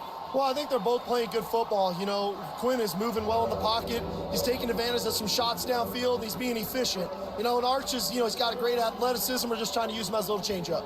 Your defense has been in command. What stands out there? Well, we're winning on 1st and 2nd down, and then the key to the drill is winning on 3rd down. But a couple of that big stop to start, and then the turnover was big as well. Thanks, Coach. Thanks, Holly. Winning on every down. They're winning on 4th down. So they have 2 4th down stops. All right, Aggies, a lot of work to do as this rivalry is reignited here. End of the first half. Capital One halftime report is coming up after these messages. You are watching the SEC on ABC.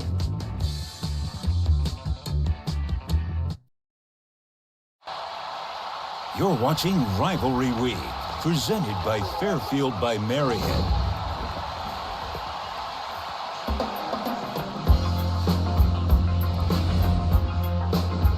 Set for the second half here.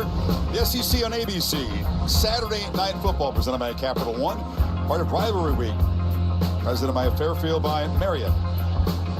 Well, early fourth down stop by the Texas defense got him going. And then Quinn Ewers in the first half, 11 of 17, threw a touchdown pass and a 26-yard scramble in their first scoring drive. Marcel Reed has struggled to make plays downfield. It's Ewers and the Horns who have the football first.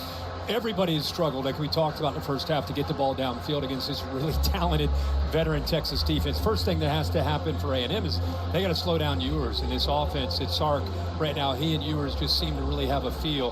What adjustments will Mike Elko make? One of the best defensive minds in college football. You know, they need some help right now. You know, talk about complementary football. A&M, don't you feel like they need a big play, get the crowd back in the game? It would have to be from their defense, try to create a turnover. And meanwhile, Ewers is thinking about a big play. Matthew Golden trying to make a big play on the return to get the edge, and he's forced out at the 29. As we check in with Holly. What did you learn at the break, Holly? Well, I checked on the health of Marcel Reed. He did get banged up at the end of the half. He said he is good to go. He did get a little bit of an injury, though, to a lower leg. And Mike Elko said we have got to do a better job putting stress on this Texas defense. We are not completing plays on third down, putting them in conflict. We have also got to improve defensively. Important to note, Jaden Hill, one of their important members of the secondary, has not played a snap in this game. He warmed up. He's been unable to go, and that is hurting this secondary of Texas A&M. Got to stop letting the ball go over their heads, and that's a big reason why. Yeah, very experienced corner not able to go tonight. And the Longhorns on a play fake on first down. It's Gunnar Helm. You know, Mike Elko joked yesterday, his team did make adjustments. After halftime against LSU, they were in trouble. They came back, but really smothered the Bayou Bengals offense by switching some things up after halftime. Yeah, I mean, he has a great reputation for doing that. There's a look at Hill right there, unable to go. Small thing, but the first call, a play-action pass to set the tone by Sark. And they hand off to Wisner, smack hard. He's right near the marker. And really the reason I say that is because you got a 17-point lead. You're on the road, tough environment, yada, yada, yada. And instead of being like, yeah, we're going to work the clock and, you know, just let's be careful. Let's not turn it over. Instead, like I said, he kind of sets the tone, sends a message. Very first play action to Gunnar Helm, and picks up huge yards. And now they get a first down on the next play. Talked about the jugular. They went for that shot, didn't connect before halftime. Eventually missed a field goal, but a chance to really put the Aggies in a serious hole. And there's a downfield throw. A flag comes in. Isaiah Bond was just grabbed by B.J. Mays. Yeah, he has really struggled in that area. He has 3 interceptions on the year, but the transfer from UAB, I think, is a liability with Jaden Hill out. Normally he would be there. And how about Texas? They know that's a concern, so they're going right after him. Pass interference on the defense. Number 20. 15-yard penalty from the previous spot. Automatic first down. You mentioned how many weapons Ewers has to work with in this passing game. Bond really hasn't had a big game yet, but you've always got to respect his speed. Yeah, absolutely. And with Bond out there isolated, that is a favorable matchup. You can see the left hand there. He grabs onto Bond. Again, aggressive approach by Sark and Ewers. Penalty sets up the Longhorns in Aggie territory. Another first down. Play fake ball batted down at the line. That's a big play by Albert Regis. His helm was, like he was open there. So 1st and 10. Your aggressive defense. Look at this aggressive defense, but look what's behind it. If he's able to make this throw over top of that defensive lineman, there's nobody there. Boy, did A&M catch a break by the big fella, Regis. Wisner weaving and lowers the shoulder and bangs forward for about 7 before Ratcliffe got him down. Here's a 3rd down coming up. Such a big part of this offense, the aggressive approach, the ability to stretch defenses, keep them guessing on the play calling. Sark now has called 40 plays, 21 runs, 19 passes. Ryan Wingo was in the backfield. Now he's in the pattern. Ewers has all kinds of time against a 3-man rush. Rolled out, could have maybe taken off and run for it, but he flipped it incomplete to Wisner, and now it's 4th down at the 40. Yeah, good job on that defense. They ran a mesh route, expecting mesh, meaning a receiver from the right, receiver from the left, kind of crossing underneath, expecting man coverage, but it was zone. He had nowhere to go with the ball. He tried to check it down. Wiseman unable to hold on to it, but A&M, they did their job defensively. Got him off the field. Sarkisian trying to pin him deep with Michael Kern on this 4th and 3. Why not trust this defense that has been suffocating so far tonight? Kern may have kicked it too far. Yeah, it bounces into the end zone. Neither punter's done a very good job of knocking it dead deep tonight, so that's another break for A&M. And their first possession of the 3rd quarter, trying to climb all the way back and keep their playoff hopes alive.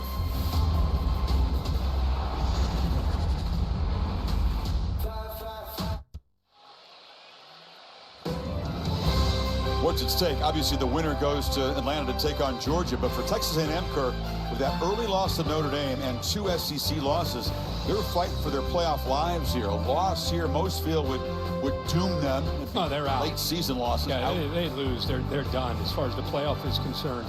They're playing for a right to get to Atlanta and a right to have a chance to play Georgia to win it and get to the playoff. They lose tonight, they're done.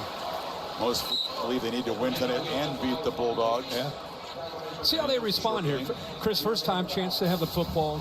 Colin Klein and his offense not able to get the ball downfield at all, whether on the ground or through the air. Give a lot of credit to Texas. A lot of great coverage. Winning the line of scrimmage, getting pressure on Marcel Reed, forced him out of that pocket. You know, he was looking in primary. If it wasn't there, he was bailing, getting out very early.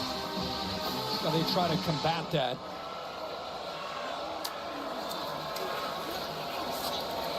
Reed has the pocket collapsed, but he escapes to his left. Marcel Reed sprinting into the secondary, takes a shot, but a first down near midfield, the spark they needed. He got 24. And one of the first times we've seen him step up and out to the left. We bragged on Texas doing a good job. See all those lanes? See how he's able to step up, playing man coverage? A lot of defenders with their backs to the quarterback. The spy not there to slow him down. They tried to use Anthony Hill, but he's able to outrun him. So a big play there by the young quarterback. Bussey in the backfield, fresh troops for Texas after chasing down the quarterback. They got some new big guys in there. And direct snap, Bussey. One of the wrinkles, he's a guy that was recruited as an athlete, plays some DB. He can play running back, he can play receiver, he's the returner. He can take the snap. Do it all. Meanwhile, watch this. You think he's fooled? Before the ball's even snapped, Genda's already on a sprint. I mean, those linebackers, they were not surprised at all by Bussey taking that direct snap. Look at both of them. Hill and Genda are able to make that, Benda able to make that play. Well-schooled defense, and Pete Kwiatkowski, this team is ready for what A&M has shown them tonight. Mentally and physically ready. Reed has a ball batted in the air, and it's dropped. Oh, a great chance for interception off the deflection. He could not hold on. Like big Alfred Collins was able to get his hand up there and knock that down. 95, there he is right there. And how about the recognition by Sorrell? He did the tough job locating the ball. It's in his hands. That's an interception. Oh boy, every defensive lineman's dream of a tip ball. It just happens to go his way, and he just doesn't secure it. Here we go, a big third down. It gives the Aggies life. And they pick up the 8 here. Reed is pressured. It was enough to affect the show. The throw and the check down to Daniels is incomplete. 4th down. Well, that time they spied him. They didn't blitz. They rushed for. They use Anthony Hill right here. Just kind of walks up, looking, waiting for that threat, and then makes him have to get rid of that football. Good job again by this Texas defense, being able to apply the pressure with 4, taking the shots away downfield with his safeties, and then having a spy there to take away the creativity, Marcel Reed. Talked about coming from 21 down, eventually losing in 4 overtimes to Auburn. This is a much tougher proposition against Texas. And a missed opportunity there to chip away in their first possession of the second half. Punt fair caught by Bolden at the 15. Myles Garrett, former Aggie, and the Browns in Denver to take on the Broncos and Bo Nix. Monday night countdown at 6. The Browns and Broncos at 8 on ESPN, Deportes, and streaming live on the app. Browns and the Steelers last week in the snow. Cleveland showing some fight there. They did. Jameis Winston's brought a spark to that offense. I called that game a week ago in that snow globe. And I'll tell you, Bo Nix with Sean Payton gets better every single week. That'll be a great matchup on Monday night. From the 15, Aggie crowd just trying to make a difference here. They're desperate to get a spark here, but Matthew Golden weaves his way for a short gain. It's a lot of weaving his way there for a gain of 4 or 5. But positive yardage to get this drive started.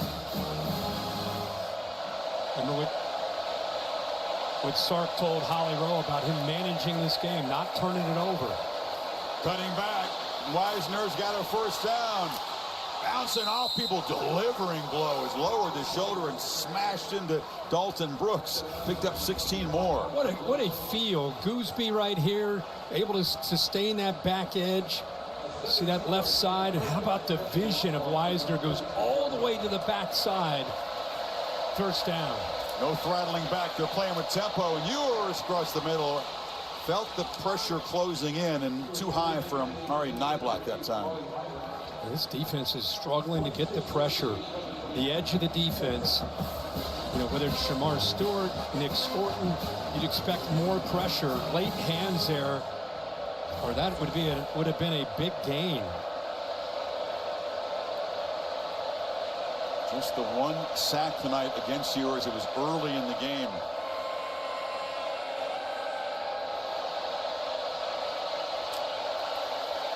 Snap was bobbled, pitched on the edge, and Wisner's going to be slung down at the line of scrimmage by Cassius Howell. Almost a costly mistake there. Yeah, he did a good job at actually getting off the block. You're right, the snap a little bit to the right. Good job that it's bobbled. Good job at the nose of the ball. To secure that and getting it out to the back. You're right. 3rd and 8 now. Chance for A&M to get off the field, and they bring pressure after Ewers, who's got a whole lot of room to run. Bad ankle or not, he's scrambled for a first down again. Second time tonight. Got loose for 8 yards. Well, they're in man-to-man coverage. I think they're just not even considering the fact you get these receivers going downfield. They're blitzing. So once he's able to see that good feel, he knows he's got this. And again, this guy can run. He's a better athlete than people realize. I think he's tired of hearing about how great Arch Manning is as a runner. Tonight, he wanted to show people he can run himself. Knew exactly where he needed to go for the first down. He did, and a great look from that camera along the sideline there. And there's Wisner breaking free. And they're starting to lean on this A&M front. Picked up 12 more. A good double team there by Connor and Jake Majors. See the center and the left guard. They work right here, then climb up to the linebacker. And he doesn't need much. Well, he accelerates again and gets north and south. Talk about a back on a hot streak. Kirk ran for 158. Kentucky's front isn't that bad. And he had a career high last week, over 100 yards again tonight, 111 and counting. Yeah, he has really become a workhorse with all the injuries that they have in the backfield. Blue comes in for him, give him a chance to catch his breath. What a stud.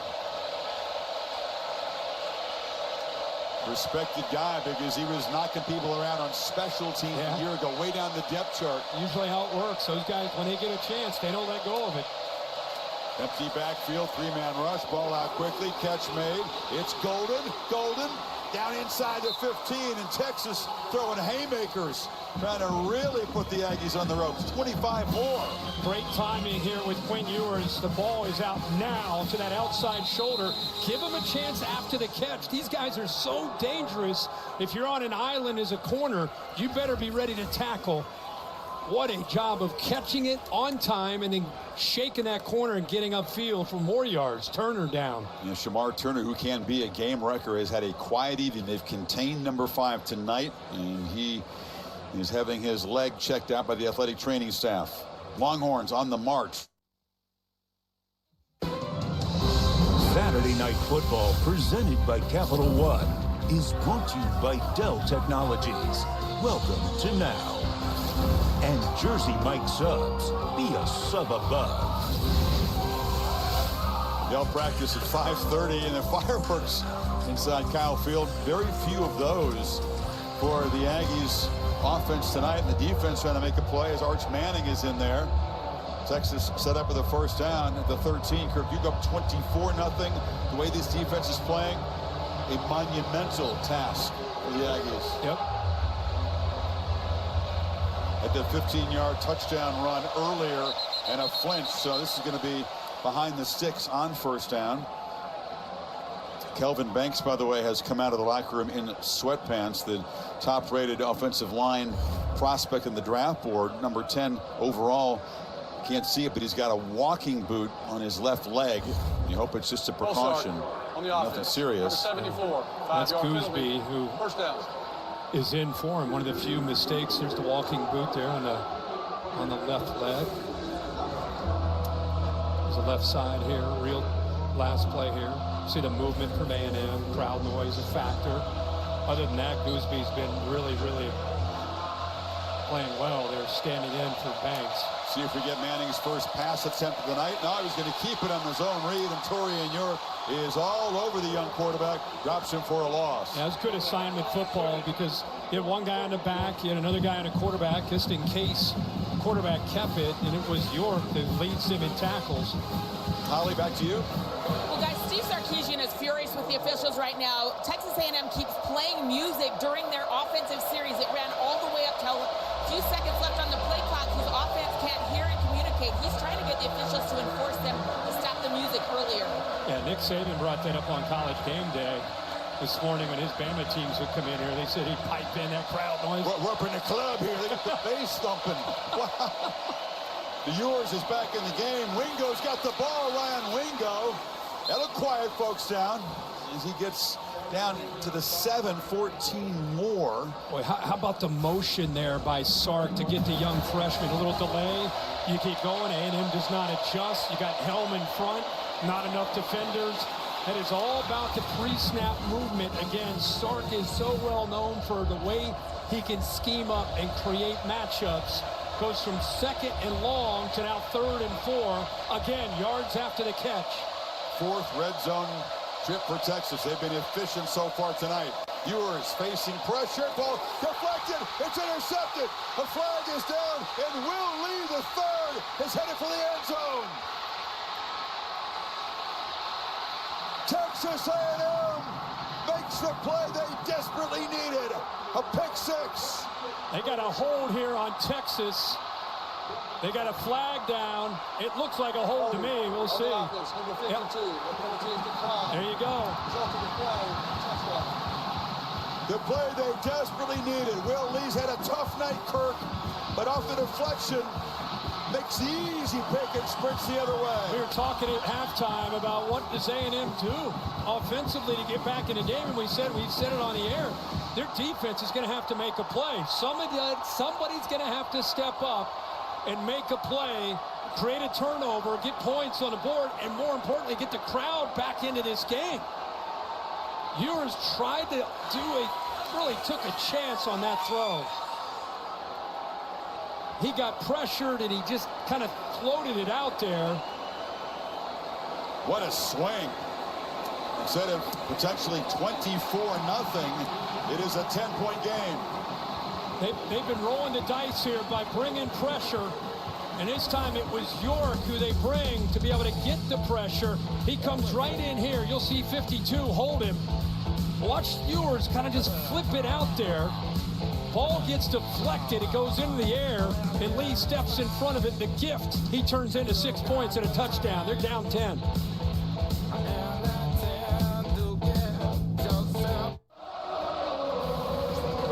This rivalry reborn and this place reignited by this play. Yeah, DJ Hicks got a hand on that football to knock it into the air, and Will Lee, you and I were just saying, boy, he's had a night where he's been involved in some extracurricular activities. Elko fired up that he finally gets the break from his defense to get him back into this game and get the crowd back in here. Yeah, Lee had been scuffling and scrapping. Finally does something a lot more productive. A 93-yard pick six.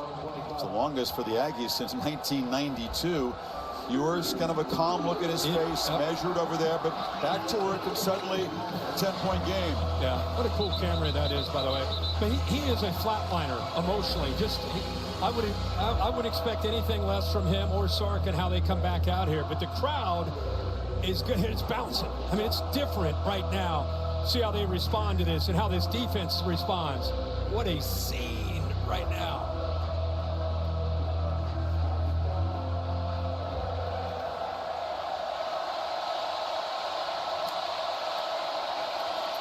They'll go right back to the running game. Wisner has been such a huge piece tonight, picking up useful chunks like that and ripping off gains of longer than 10 yards frequently tonight. Yeah, it helps when that offensive line is winning up front. Gunnar Helm on that big wham block inside on a linebacker. Keep it on the ground. Turner makes the stop, and a 3rd and 2 now.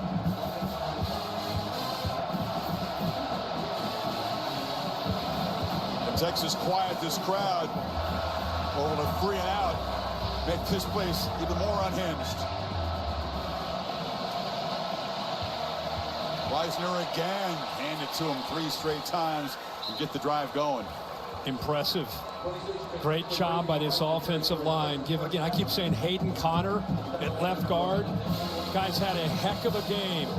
Zone blocks, just kind of respond to where this A&M defensive line, you just want to get them on skates, push them sideways. He did his job, and Wisner cut off of that block to get upfield for that first. Remember what Texas has done the last couple of games. This offensive line has taken over and bludgeoned people late in games to secure victories over Arkansas and Kentucky. Blue takes the pitch, and he's knocked down. How about that drive where the Wildcats had battled back to make it close? 15 straight runs, 86-yard drive, 8.5 minutes almost to just run things out and finish the game. Impressive. And they had done it against Arkansas. Yeah. You know, where we're going to run the football and you can't stop us.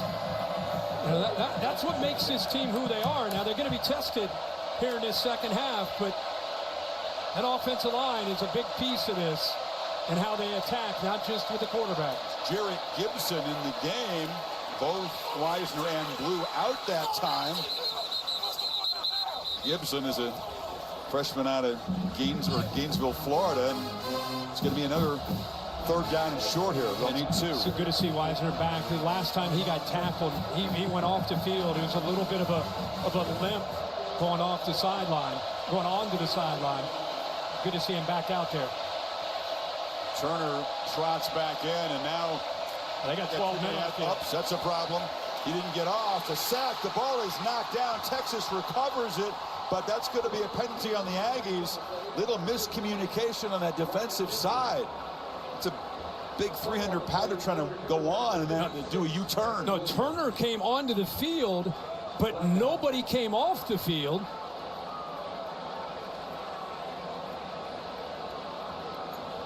So that's going to negate the strip sack and give Texas a first down. 12 players on the field and staff. 5-yard penalty from the previous spot. Gives them a first down. Here's Turner right here. This is as the previous play happened. Look at Texas. They're already ready to go. Here he is coming on the field. He's trying to communicate. Nobody's responding. So he's got to get off the field. There's no chance of getting off the field. Regis is waving him off. Yeah, but even by then, they had no chance. That's a miscommunication. At a critical moment, by the way, on 3rd down, they had come up with a stop. Unforced error puts Texas at midfield. Inside of 3 minutes now in the quarter. Quick throw. Helms got it. Stiff arm.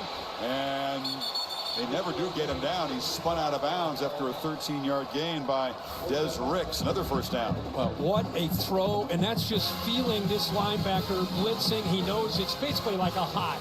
He knows he sees that linebacker, the awareness. But now you got to deal with he's getting into your face right as you throw that football. Keep your focus downfield and make an accurate throw. Wisner makes a cut, just gets downhill in a hurry, and rolls for about 6 more. Holly? Well, Gunnar Helm has become such a weapon for this Texas offense. It all started in his exit meeting after the season last year. Coach there Sarkisian went down a form that he has for him. You've got to do better in this, and this. Most of it was changing his body, becoming more athletic, becoming more mobile. And that play where he's spinning around, tackle downfield, that was exactly a prime example. You fake it to Weisner and pitch it downfield, and the catch is made by DeAndre Moore.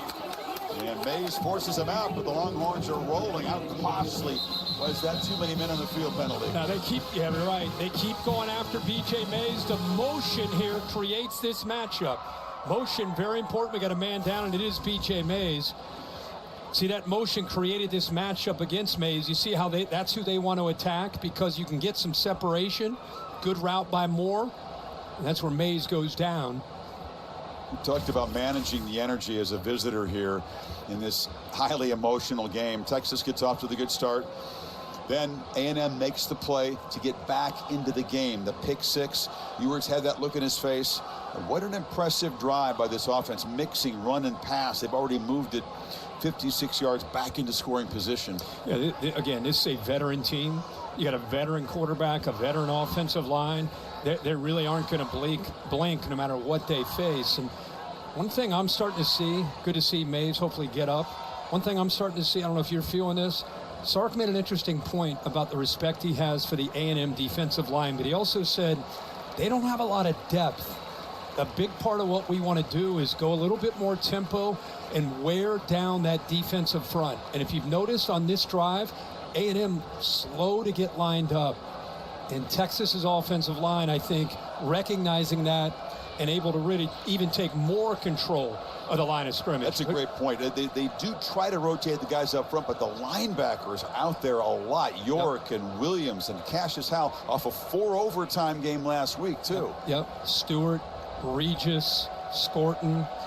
The game from last week. The emotions, sometimes the emotions of a roller coaster game like this, the momentum swings back and forth. This defensive front is being tested against the scheme and also against the talent of Texas.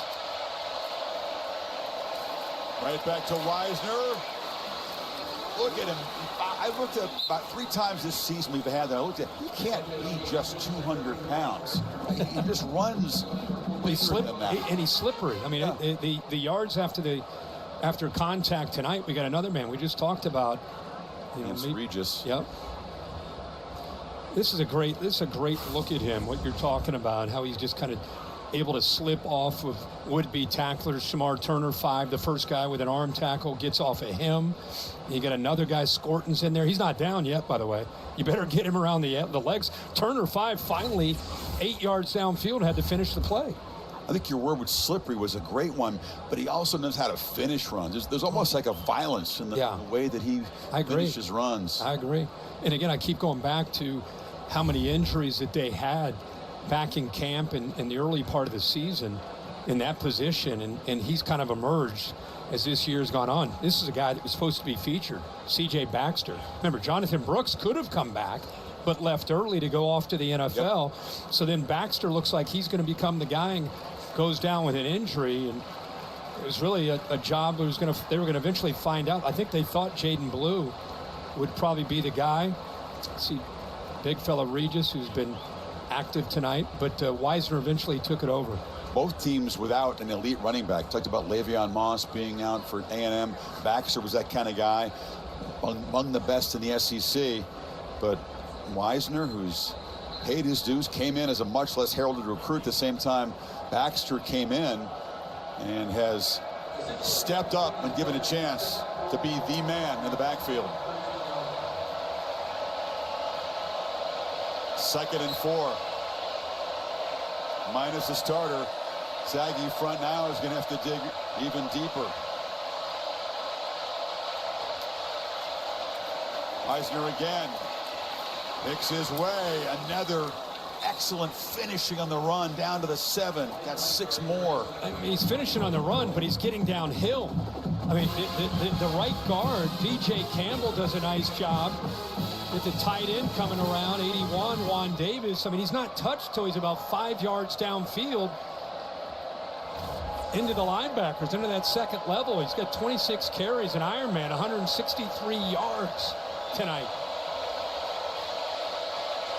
Inside of a minute in the third quarter. 11th play of this drive. That time they're all over Wisner. They swarmed into the backfield. Torian York had seen enough. They really rolled the dice here because of play action and RPO game. They can pull that out at any moment. They just said to heck with it. Let's take our chance. We're tired of seeing him get downhill on us. And they shot the gaps with York, who does that a lot as a linebacker. Remember, this is about where the ball was when they got the tip ball by DJ Hicks and the pick six by Will Lee. Same location on the field.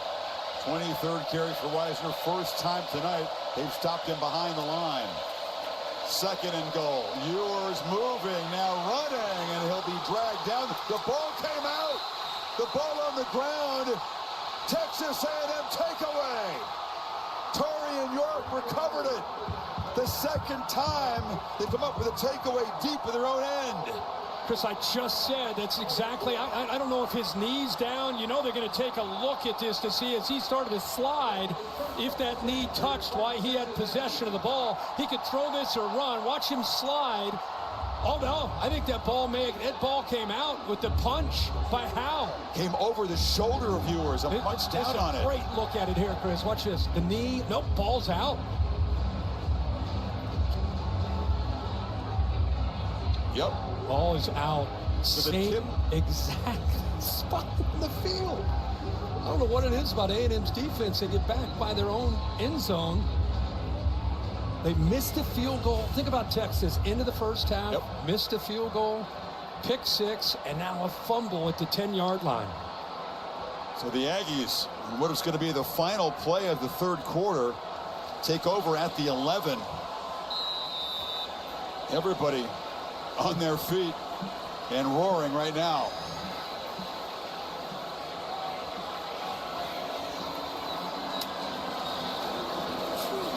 Fake to Daniels, throw it across the middle, and almost threw a pick. Michael Taft, a safety, was right there. Reed got away with one. The Aggies score the only points at pick six in the third quarter. And with their playoff hopes hanging in the balance in a spot to Atlanta on the line. Fourth quarter coming up after a word from your local ABC stations. The SEC on ABC.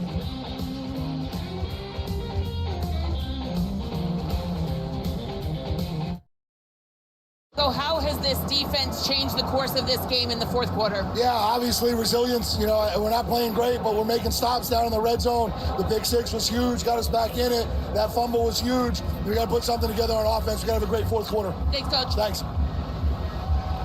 We've been on the ropes, it feels like, since midway second quarter, but punching back now. Back-to-back Texas turnovers in the red zone. And the Aggies with a 2nd and 10 from their 11 to begin the final quarter. Running start. They got 5 yards there. Bilbo thought he had the snap count measured and ended up in the backfield. Offside. Oops. On the defense, number 3. 5-yard penalty. Second down. Hey, something to think about. That third quarter, Texas 28 plays, 159 yards. A&M 6 plays, 30 yards. Wow. And somehow A&M with a 7-0 advantage in that quarter, thanks to that pick six.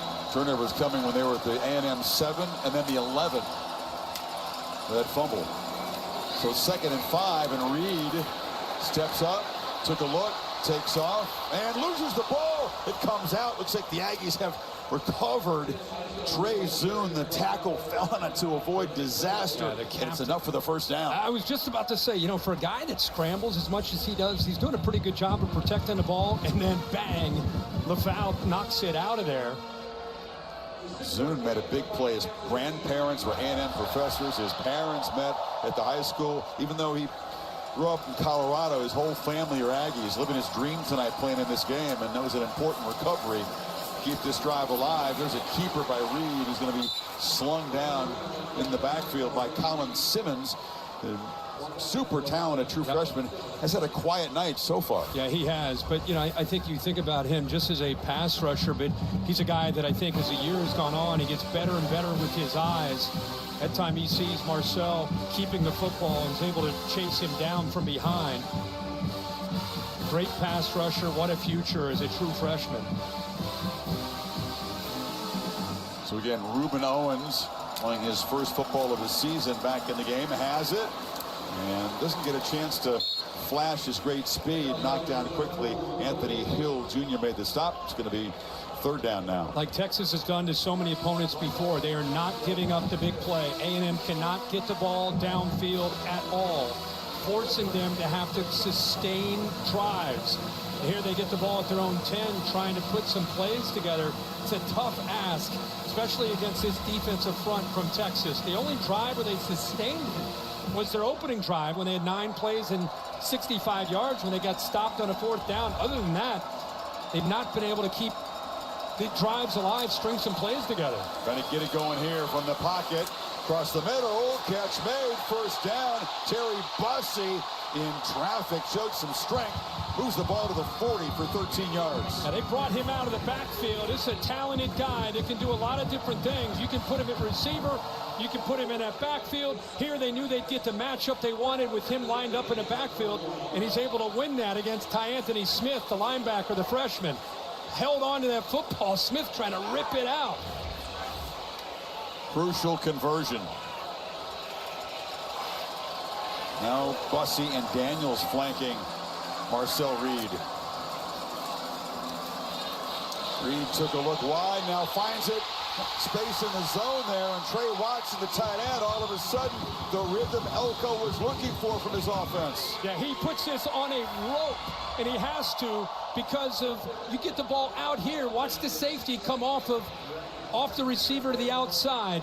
This defensive back, watch him come off and now adjust back, and he felt that, and that's why instead of floating it, he just put it on a line, tight throw, and a good job of getting it there before the corner, Mohammed, made a play on the football. Ball batted down at the line on the slant there. He was trying to find Noah Thomas.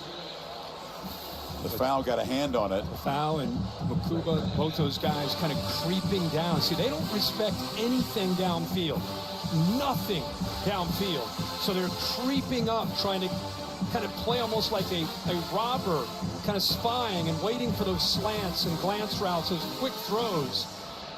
They guessed right that time, just not able to come up with that interception. 2nd and 10, run for Daniels, who's hit early by Broughton. He held the play up, and then Trey Moore dropped him for a 3-yard loss.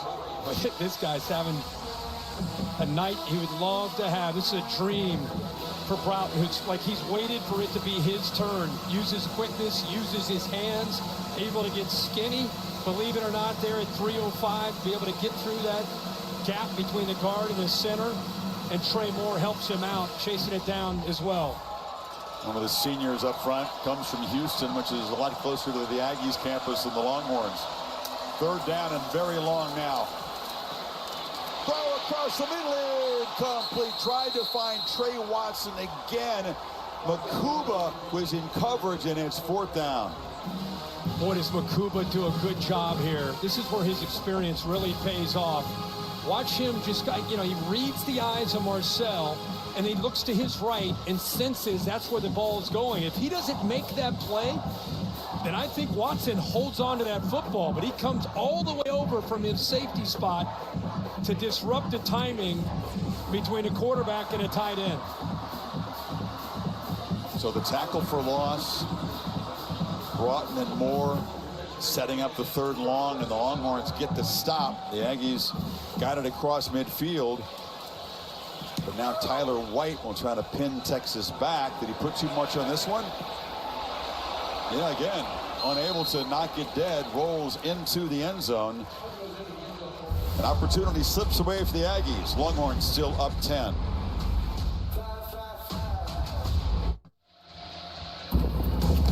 All-State bus piloted by Caesar. 3rd trip here to Kyle Field this season. What's the All-State good hands play so far in a wild weekend? Yeah, we're going to focus right here. And this game looked like it might be over. Texas ready to go up 24-0. And then they get the big tip by DJ Hicks. And Willie takes it to the house, gets them back into the game. The very next possession, Texas driving again at about the 10-yard line. Ball gets knocked out by Howe, so giving him a chance.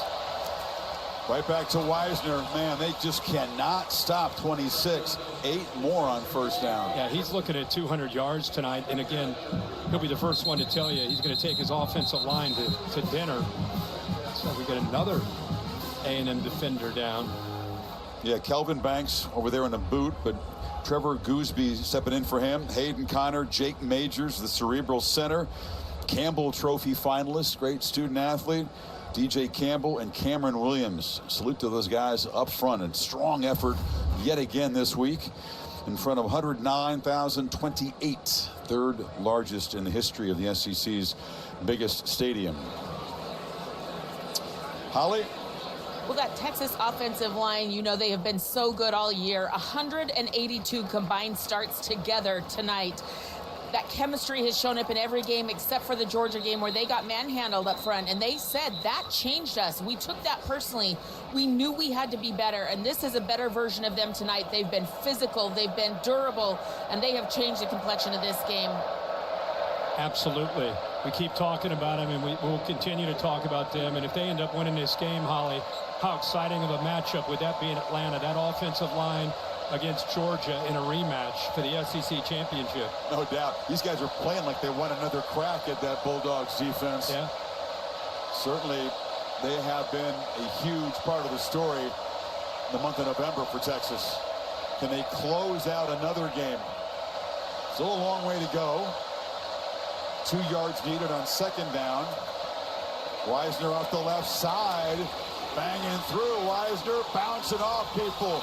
Showing his strength, moves the ball to the 45. He got 16 more. You're right, he's headed for 200. He sure is. That little hesitation when he got the football, just a chance to watch the offensive line. They need to get their block set, and once they get upset, he stays on his tracks and once again gets into that second level of the A&M defense, and we got another player down from A&M. And once again, it's Turner who went down right there. He's been down a couple of times. Holly reported he came back in. Albert Regis over there on the bike. So you talk about the wear and tear.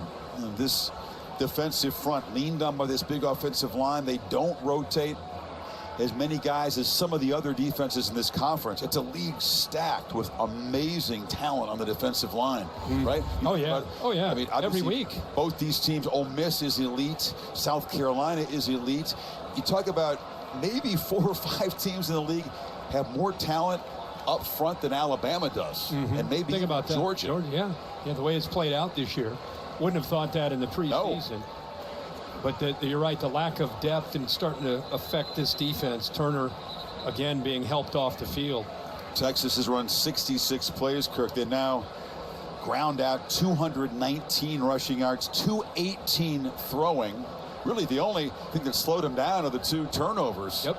This thing would be done and dusted at this point.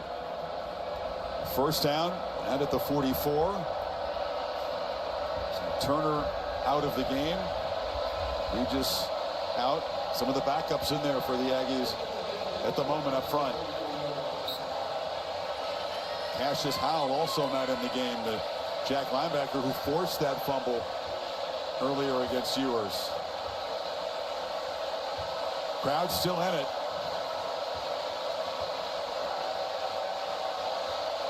Texas just working on the clock in no hurry. Not at all.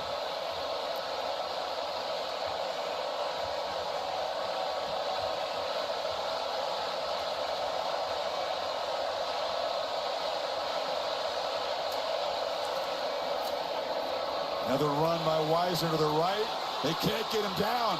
Breaks a tackle, rumbles forward. That time Marcus Ratcliffe couldn't get him down. It's going to be another 8 yards picked up. My guy Hayden Connor on that left side, the left guard, doing his job, picking up that linebacker blitz.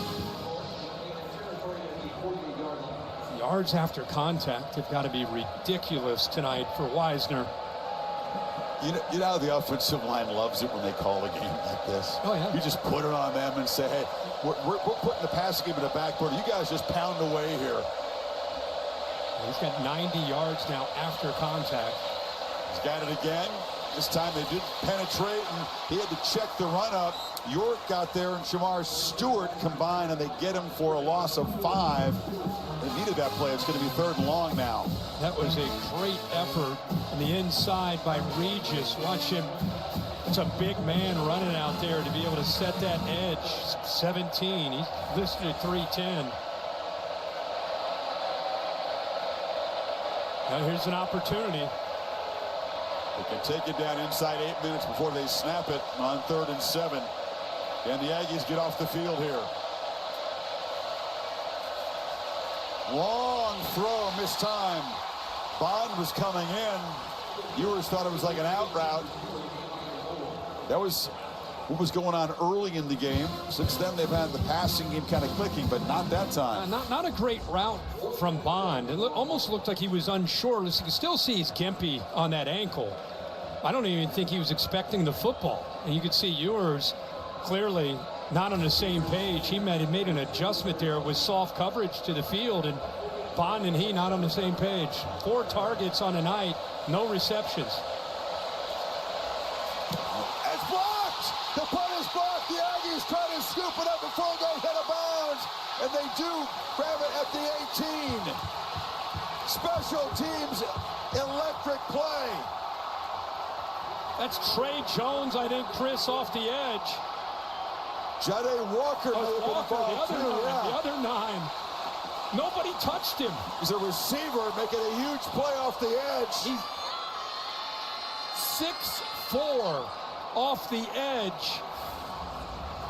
Nobody picks him up. He's got a free run, gets out in front of that punt, goes off his body. That could not have been executed any better by Walker, right off the chest. So they get a pick 6. Now they get a blocked punt, and they get the football at the 20-yard line. Well, if they're going to stage a massive comeback to keep hope alive for an SEC title and a playoff bid, then a tremendous job punching back. Or now, can they punch it in? Reed looking to throw. Finds his man along the sidelines, and it's Noah Thomas shoved out at the 12. He put a little something on that ball back into the boundary. And again, with the way this A&M offense is executed, this is it. We talked in the opening drive when they went for it on 4th down. What they would do in the red zone would ultimately decide if they compete in this game. Well, here they are again.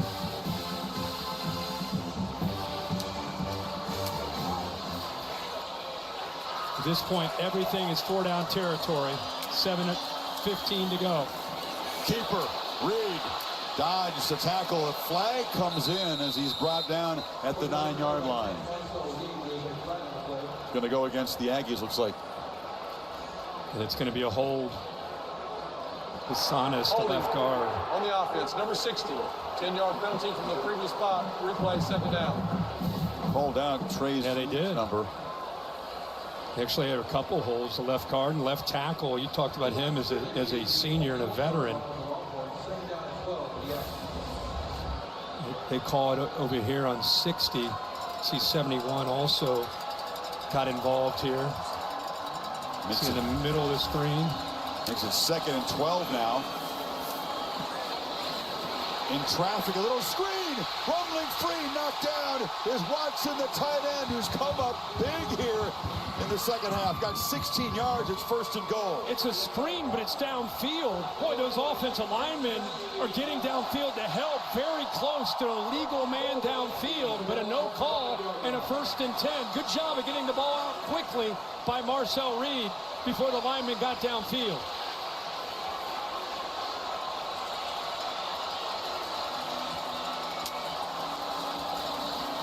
Keeper again, Reed. And he dragged down at the 3. Ducked inside of Michael Taft, and Simmons got him down. A little scuffle after the play. Yeah, I thought he lost the handle of that football coming off of that read of Simmons. Once he got around Simmons, watch when he starts to put. Yeah, look how close that thing came away. Oh, very close. Good job of securing the ball. Simmons eventually chased him down. Look at that football. Long arms, he kind of runs with the ball moving around loosely. He lost it completely. his background playing hoops definitely comes in to help him out there. 2nd and goal. Daniels fighting, leaning, and stopped short, they say. Boy, again, Marcel Reed's athletic ability. That was a hard snap to his left. Got to get the snap and then get the handoff in, and he did it. Here we go. Inside the 1. Trying to cut this to a 3-point game.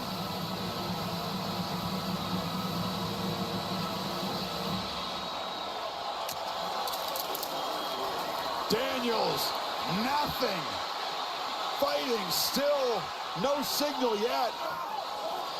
Remember, they stopped him on a 4th down early in this game to set the tone. Vernon Broughton, bottom of the pile, flattened his back, finally helped up. It is 4th and goal. Say the guy that makes the play is Bill Norton. Submarine, you saw that submarine shot that Sark just gave you. 15, just blew that play up. There is a decision here now. You're bringing the field goal unit out. There's a decision. Need 2 scores anyway. And you got, well, yeah, I was going to say he has 3 timeouts plus the 2-minute timeout. Let's get a look at the stop here. The guy that really impressed me here is 15. Watch his push.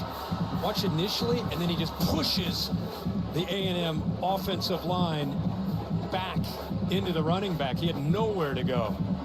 What do you think about the decision here? You know, Texas has been stout down here. You need 2 scores. Do you take the 3, or it's basically an extra point here, and cut it to 7? Well, this is a team that has struggled to move the football. You get an opportunity down here. As easy as it is to say go for the touchdown, they have been stoned on these short yardage situations. I mean, you think about it, because you're right there. You're at the 1-yard line, 2 timeouts. If you don't get it, you're in trouble. I mean, Texas is going to take over, but you're still going to be down. Game's over. If you go for it, you don't get it. The game's over. Well, for odds are slim. Yeah. Marcel Reed's strapping up. If you do get it, of course, it's a 3-point game, and the odds are much better of trying to tie things with a field goal. Such tough sledding, going a shotgun formation, and to give this defensive line a chance to stone your offensive line or shoot a gap. You know, if you're going to go for it, you got to get him out on the edge. Offense is out there. And having to talk about this important play, Elko did spend the timeout, which could be important down the line, but this is much more important right now. You got 3 tight ends in the game with 1 running back. No receivers in the game. Pure power formation. I like him under center. Daniels, nothing! Texas makes the stop. Ethan Burke got there. And the Longhorn defense, again, rises up to protect this lead. It's only fitting in a rivalry game that you get a goal line stand, and Burke right here makes the play of the game for the Texas defense. No chance with Burke coming off the edge. That play never had a shot. That's what I said. You challenge the T to that defense. You got an athletic quarterback. I thought he'd maybe boot or naked to get out to the corner. Instead, they challenge Texas in the middle and get denied. 3 4th down stops for Sarkisian's defense tonight.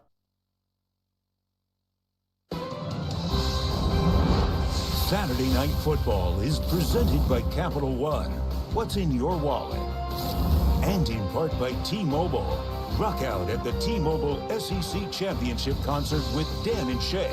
Live December 7th at noon Eastern on Marty and McGee.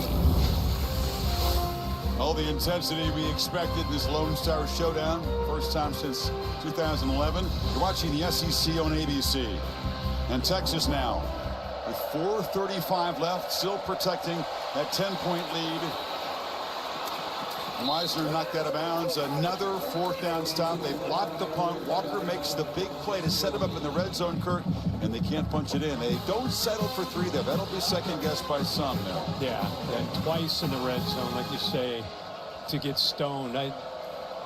Tough matchup, especially on obvious 4th and short.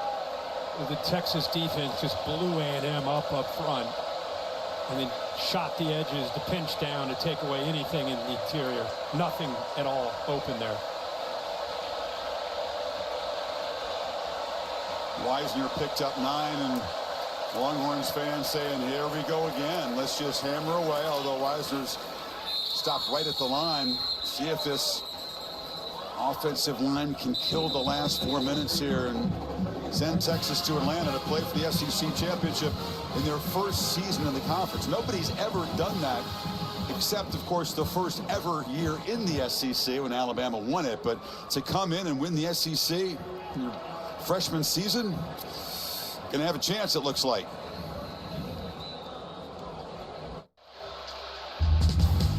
Check the Sonic drive-in recap. This is a turn of events. Break A&M needed a block punt, a chance to scoop it and go in for the touchdown. Instead, they are not able to do that. 3rd down and goal gets stopped. 4th down and goal again up to middle, stopped and denied again by that Texas defensive front. Big play here, though. Can the Aggies front get the football back? It's 3rd and 1. Direct snap to Wisner. It's a little bit of a wrinkle, but another effective grinding out, moving the chains to keep this clock going. A&M down to 1 timeout, the 2-minute timeout. Wisner now 179, 30 carries. I mean, what a workhorse tonight. Coming off a monster game last week against Kentucky, but an even bigger stage. Hope he can recover and rest up. Assuming they can hold this lead, he's going to have to go back to work. Sure is. For an SEC title on the line.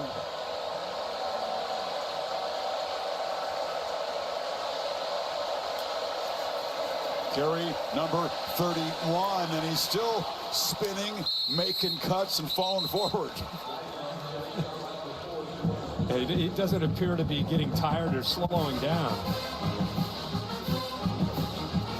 Start to think about that Georgia-Texas matchup if this ends up holding up. And, you know, the Texas offensive line, as good as they've been tonight at home, like we talked about against Georgia, is a very, very different story. See how they do if they get their second matchup against them. Talk more about that in the closing minutes here. Back to Kevin, though. Chris, time now for our Chick-fil-A move on the field. BYU needs to win in an Iowa State loss tonight. Cougars down 7-0 on senior night to Houston. Onside kick, and BYU ties it up. It's Talon Alfrey. Now, Iowa State is winning 29-21 over Kansas State, but they also need BYU to win. A BYU loss gets Colorado in the Big 12 title game against Arizona State. Back to you, Chris. I'm watching that with interest, Kevin. Thank you. 2nd and 4. Wisner's got the handoff. One into the left. Picks up just about a yard. Texas won't have to snap it till inside 2.5 minutes to go. 32 carries for Wisner. Boy, Ewers has looked stressed out this whole game, hasn't he? I mean, look at his body language. Made that big scramble to ease concerns about that right ankle injury he suffered a week ago. Did throw the pick and gave up the fumble, but now has done a great job of handing the football off and letting the offensive line cook. Doing their thing here. It's 3rd and 3. Wisner, this time they bottle him up. So the Aggies get the stop. It's 4th down. They don't have a timeout, so it'll wind down to the 2-minute timeout. And then Texas will try to get a punt away without having it blocked. You know, as much as this defensive line has been tested, you know, they keep making plays, just enough plays to give them a chance here. Aggies with faint hopes. Texas will punt it away with 2 minutes to go in Kyle Field.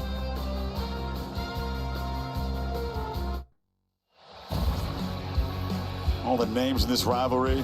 Darrell Royal got to go, and Mack Brown had great success. He was 10-4 against the Aggies, 5-2 here. And all those Longhorn running backs that have had great careers, great games against the Aggies. Look at Earl Campbell, Ricky Williams broke the record, Cedric Benson. This guy's just joined the club. Oh. But Travion Wisner can barely keep his head up. He's on the bike over there. On a bike.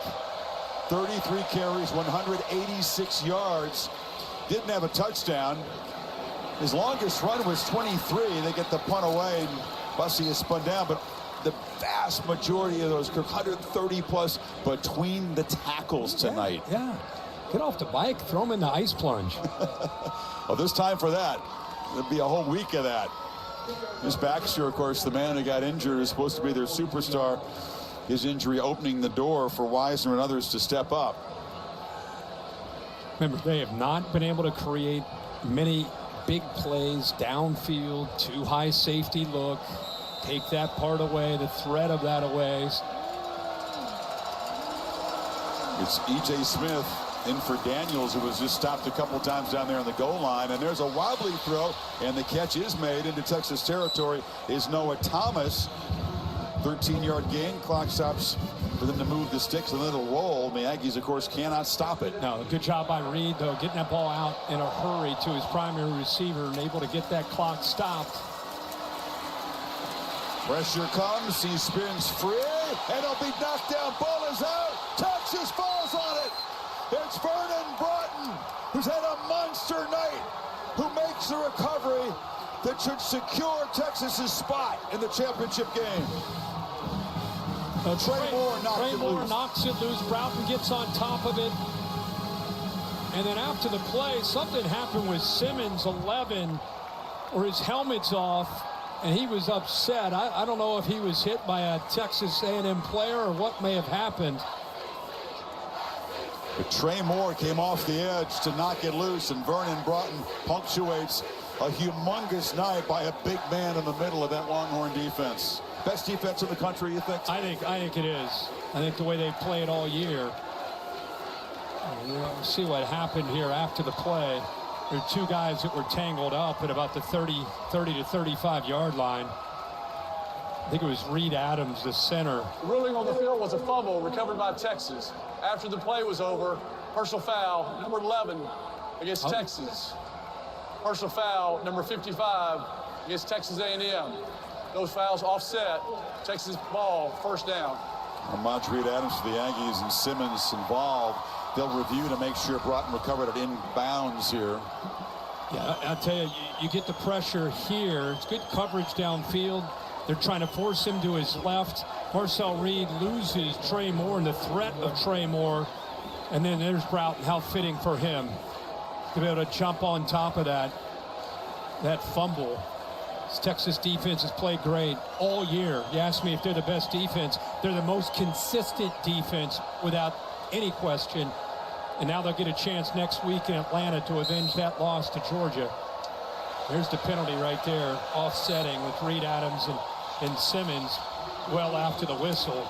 Man, we've seen a lot of that stuff today. Well, Kirk, yeah, this defense, remember, they pitched a shutout. The Aggies' points came in a pick six. They have shut out the Aggie offense. 248 total yards. They dominated on the ground. They come to Kyle Field.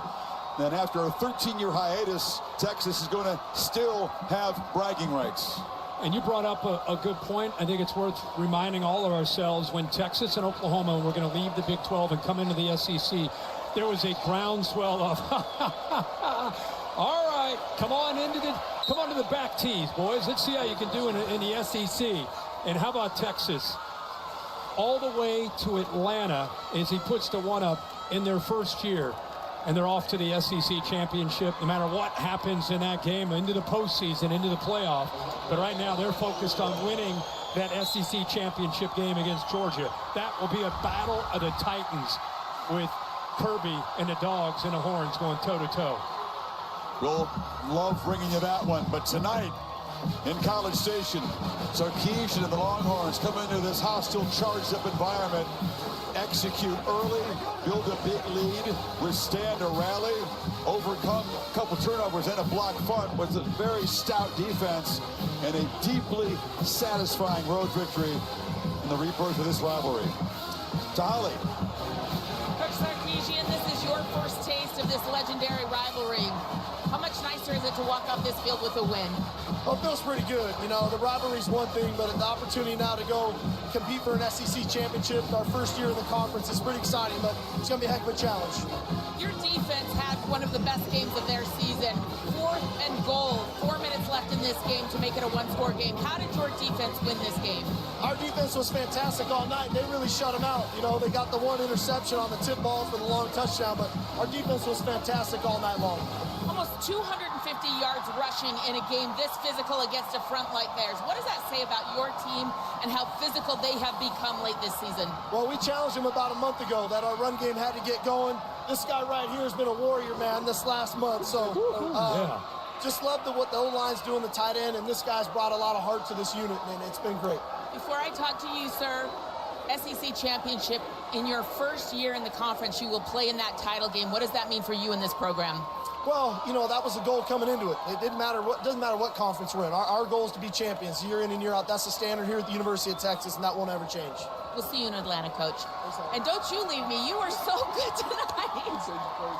You know, you weren't going to be the every down back coming into this season. How did you seize this opportunity? Almost 350 yards in your last 2 games. Oh, man, you know, just coming to a program like this, when your name is called, you have to be ready to step up. So, you know, losing Cedric Baxter and having to step up, play his role for him, you know, just being able to be there for my guys, you know, just taking on head first mean the world to me. I mean, I'm looking at your uniform. You're covered in blood and paint, and this was a hard game for you. How did you run so hard in a game that means so much to people in Texas? You know, something Coach Toy tells me, whenever I got the ball in my hand, I'm not just running for myself. I'm running for my family's livelihood. I'm running for my teammates' livelihood, the whole program's livelihood. So, you know, whenever I just have the ball, I know I got to get to a destination. I'm going to get there no matter what it takes. Coach said he challenged this team to run the ball better. How can you keep up that physicality to compete with a Georgia team that's beaten you once already this year? You know, just get back in practice, stay physical, hit the weights hard, believe in my O-line, believe in the program, whatever the game plan that we're trying to do and execute the plays in this call. What does this rivalry game mean to you to go off with the win? You know, I'm a Texas kid, born and raised, so, you know, just being able to go to the University of Texas and play the Texas A&M University and just being able to come out here and compete at a high level and come out with the W at the end of the day, it means the world to me also. And we'll see you too in Atlanta. Yes, no, thank you. You find a burst of energy for that interview. Nice job there. Yours, Sarkisian. Horns up.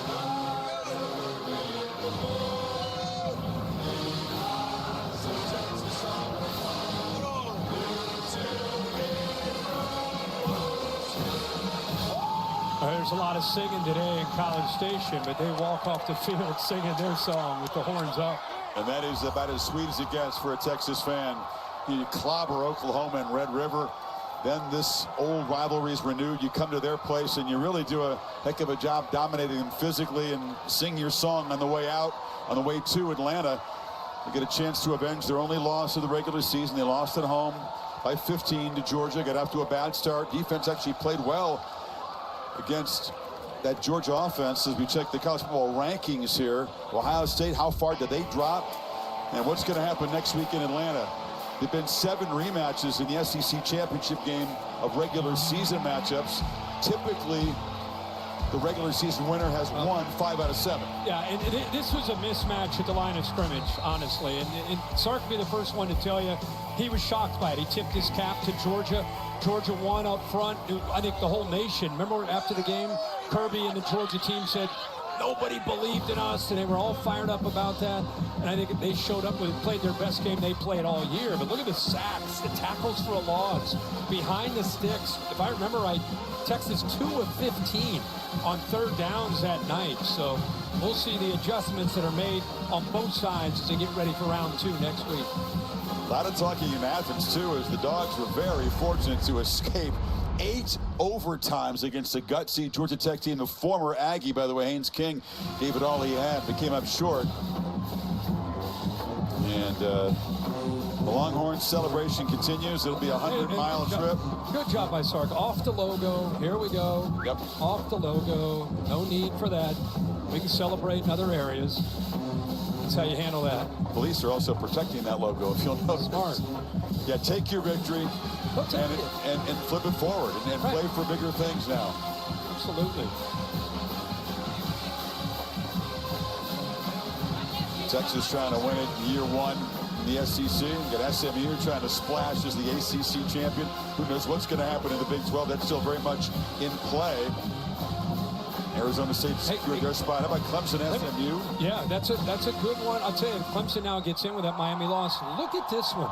Nobody's talked much about UNLV, but if they end up knocking off Boise State, and that's not that far-fetched, UNLV would end up being the group of 4 team that would end up going into a playoff spot. So we've been assuming it's Boise State, but look out for that matchup next week. Quinn Ewers wasn't perfect tonight. Gutsy made the big scramble on that ankle early in the game to set the tone. And a touchdown pass, but leaned on Wisner and that offensive line. And in Texas, it's hard to see one team that stands out and says, well, they're complete, they're consistent. Is it Oregon? Is it Texas? I think it's Texas. I mean, Oregon is fast. They're dynamic. It's going to be a lot of fun. What's crazy is when Georgia plays their best, they're really good, right? So who can put it together? Who can string together the consistency and to play at their very best? Texas has been pretty much the same team for most of the year, with the exception of when Georgia came to Austin and beat them up pretty good. Game day's been to the SEC championship game a lot of times. We've had the pleasure of watching that game ringside on the field, just kind of scouting, watching in the suite. We'll get to be in the booth for the very first time. It's our pleasure to bring you the SEC championship game. Yeah, it's different. Both teams figure to be safely in the playoff, no doubt about that. But they'll play for a conference championship in a very charged-up environment. And, of course, that seed and that bye, which is part of the new reality. And I think let's put the playoff to the side. You heard Sark tell Holly, this is for a chance. When you're inside a locker room and you compete and you lift weights 12 months out of the year, it's to win a championship. And that's what Sark and the boys will be playing for next week against Kirby and the Dogs. Well, it's been a pleasure tonight. Caps our regular season. We will see you from Atlanta. Tremendous job by our crew all night and all season long. Bill Bonnell produced the game. Jimmy Platt directed it. Thanks to Tony and Darren and Mark and Blackie in the booth and our entire crew. Except on the West Coast, stay tuned for your local news over most of these ABC stations. Kirk Herbstreit, Holly Rowe, Bill LaMagne, and our entire crew. Chris Fowler saying so long from College Station. We'll see you in Atlanta for the Dogs and the Horns, round 2. Thank you for watching this presentation of the Southeastern Conference on ABC.